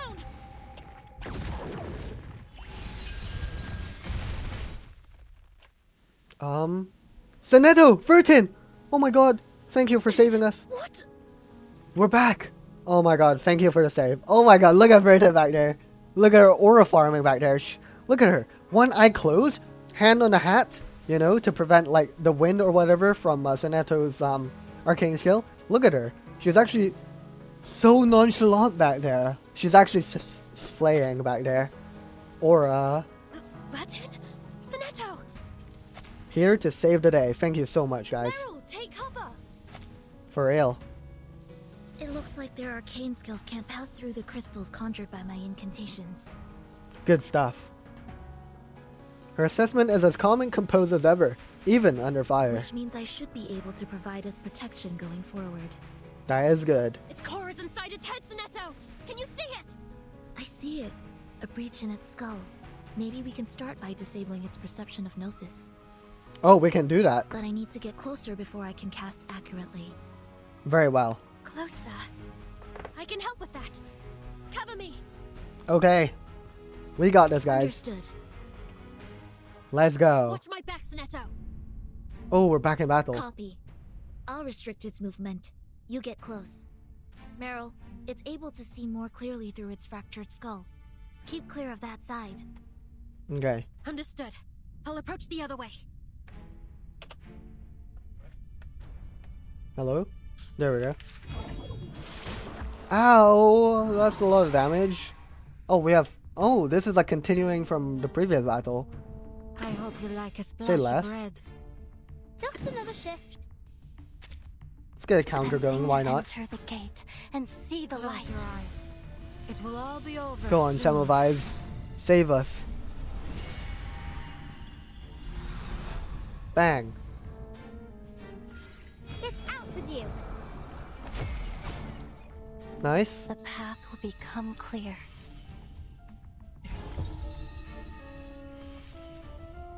Alright, come on. Bang! Oh, he got destroyed by Semmelweis' attack. Let's go. It's down for good, right? I hope so. Nice, Can we I won. give everyone a ride on my back? I think I can handle it this time. We did it. I want to see Nautica again.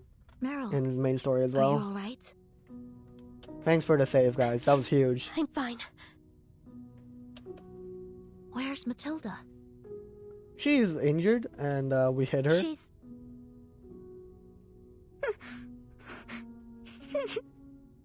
We gotta take care of this kid as well. The cowering Beverly, no longer able to suppress his terror, wipes away tears as he sobs. Will it come back to life again? Hopefully not. Don't worry. We've shattered its core. It won't come back. Thank goodness. Come here. What's your name?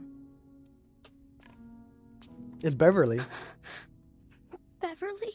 Yeah, but for some reason the game has been telling us that that's his name like twice now before he told us, so that's cool. Sonetto leads the terrified student away and comforts him. What happened to Matilda, Meryl? She got injured badly. She's unconscious. The best I could do was hide her in a broom closet. I'll take you to her. Did we get the dove back, by the way? I'd assume so.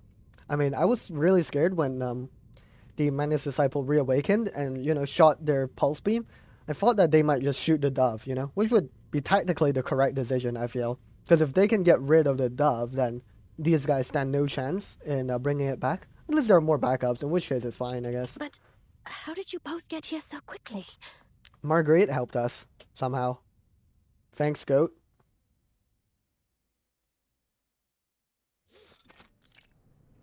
Okay, we're back at the registration desk. Damn. Checking in on Yermalai and what's his name? Paravian? Yes. A Laplace researcher gave the timekeeper 2 discs when the alarm rang. So she just has them lying around? That's pretty handy. She and her assistant used them to get to the SPDM. Good stuff. How many more of these unregistered discs are there in the LSCC? I mean, they're the ones who invented them, so... Yermalai waves his own complaints away. It isn't worth considering now. Attacking headquarters is one thing, but the SPDM? What crooked reason could they have to hurt those kids? Maybe they're not... Maybe they're trying to, like, infect the kids with Storm Syndrome, and then, like, try and recruit them into Manus in some bizarre way, you know? Because if they see the truth about the Storm, maybe that will give them more motivation to join Manus Vindictae, because they can promise them that they'll be safe from the Storm. But of course, the Foundation also protects them from that. But they've been hiding the truth from them this entire time, so maybe the kids will feel like the SPDM/Foundation has been betraying them, so that would maybe, like, suggest to them that they should join Manus instead. I don't know, maybe it's a recruitment tactic. Are they so desperate to replace their losses that they'd kidnap school children? Yeah, maybe. War makes monsters of us all. Even more so for the Manus. Wait, that's where Blackbird was stationed. I hope she's alright. Paravian tries his best to analyze the situation. The timekeeper made the right choice. With her leadership and her assistant by her side, She should be able to keep things under control until reinforcement arrives. W. Dispatch has given us our instructions. Right, Miss Stranger? The captain of the first squad comes over. Yes. You will reinforce the SPDM with the first squad. Meanwhile, I will mobilize the reserves and take over security here. Very well. Kreus picked a great time to get hauled off to court. Where were the flying witches? Oh yeah, where did they go? The nearest flight unit is on its way from Xeno headquarters. But only those who are equipped with equilibrium umbrellas. That makes sense. There's no doubt we'll be the first unit to reach the SPDM. Those children are counting on us. Godspeed. Miss Stranger, please continue the admission process. The chaos in the SPDM can't be allowed to spread to headquarters. Yeah. Very well. Good luck, First everyone. squad assembled. Lobra! Captain Osborne, we're ready to go. I'm sorry. Lobra? Lopera?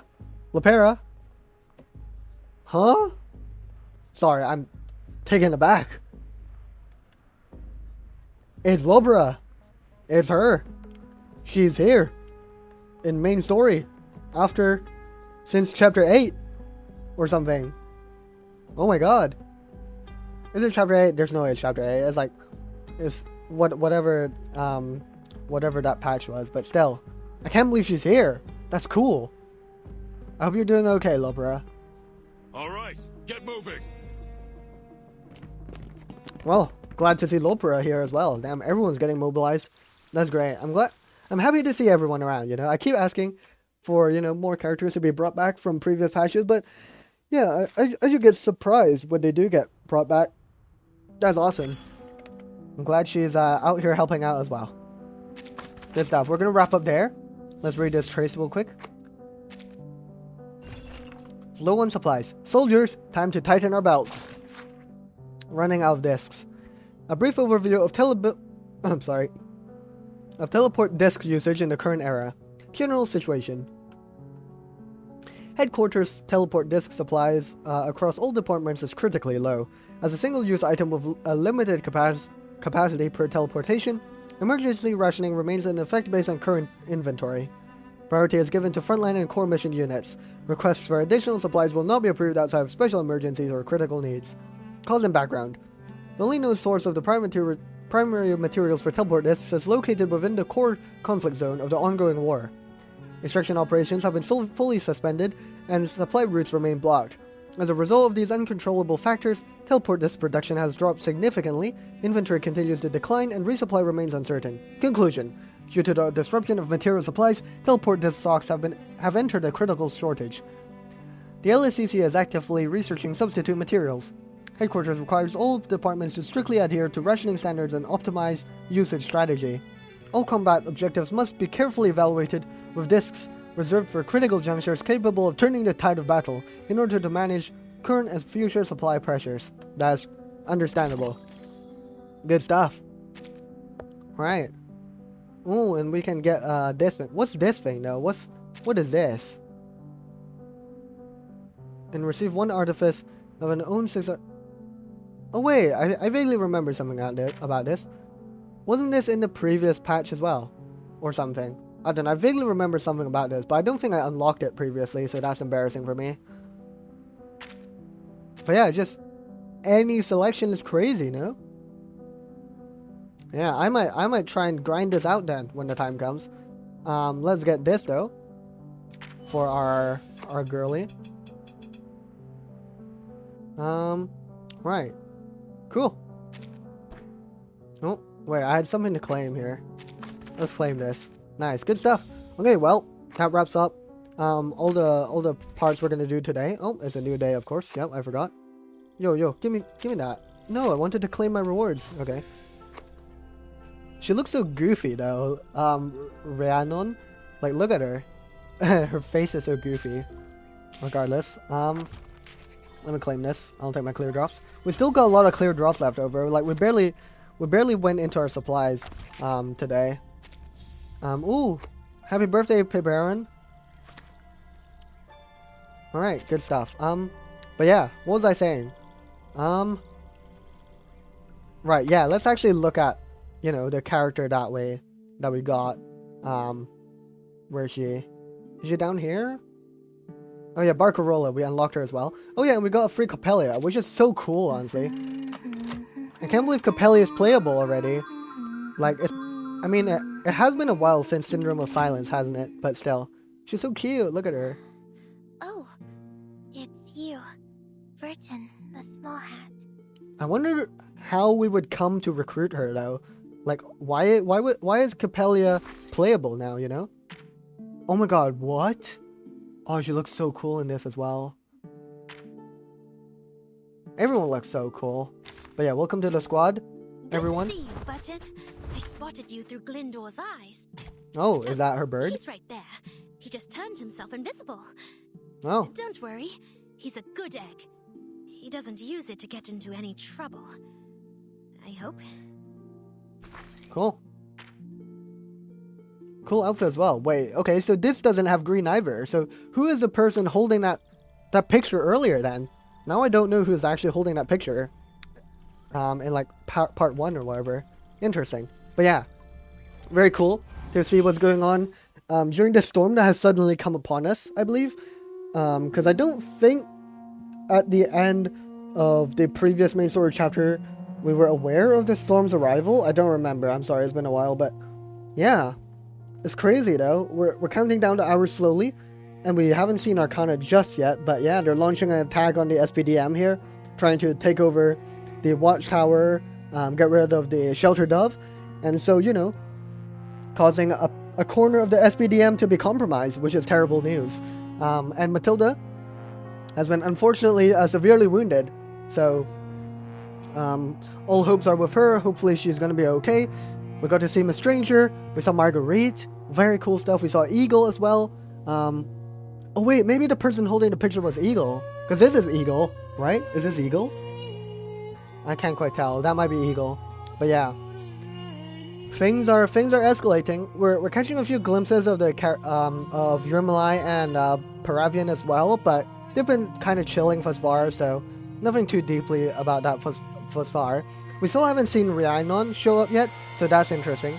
But yeah, very cool. And I just wanted to say that this screen looks very cool as well.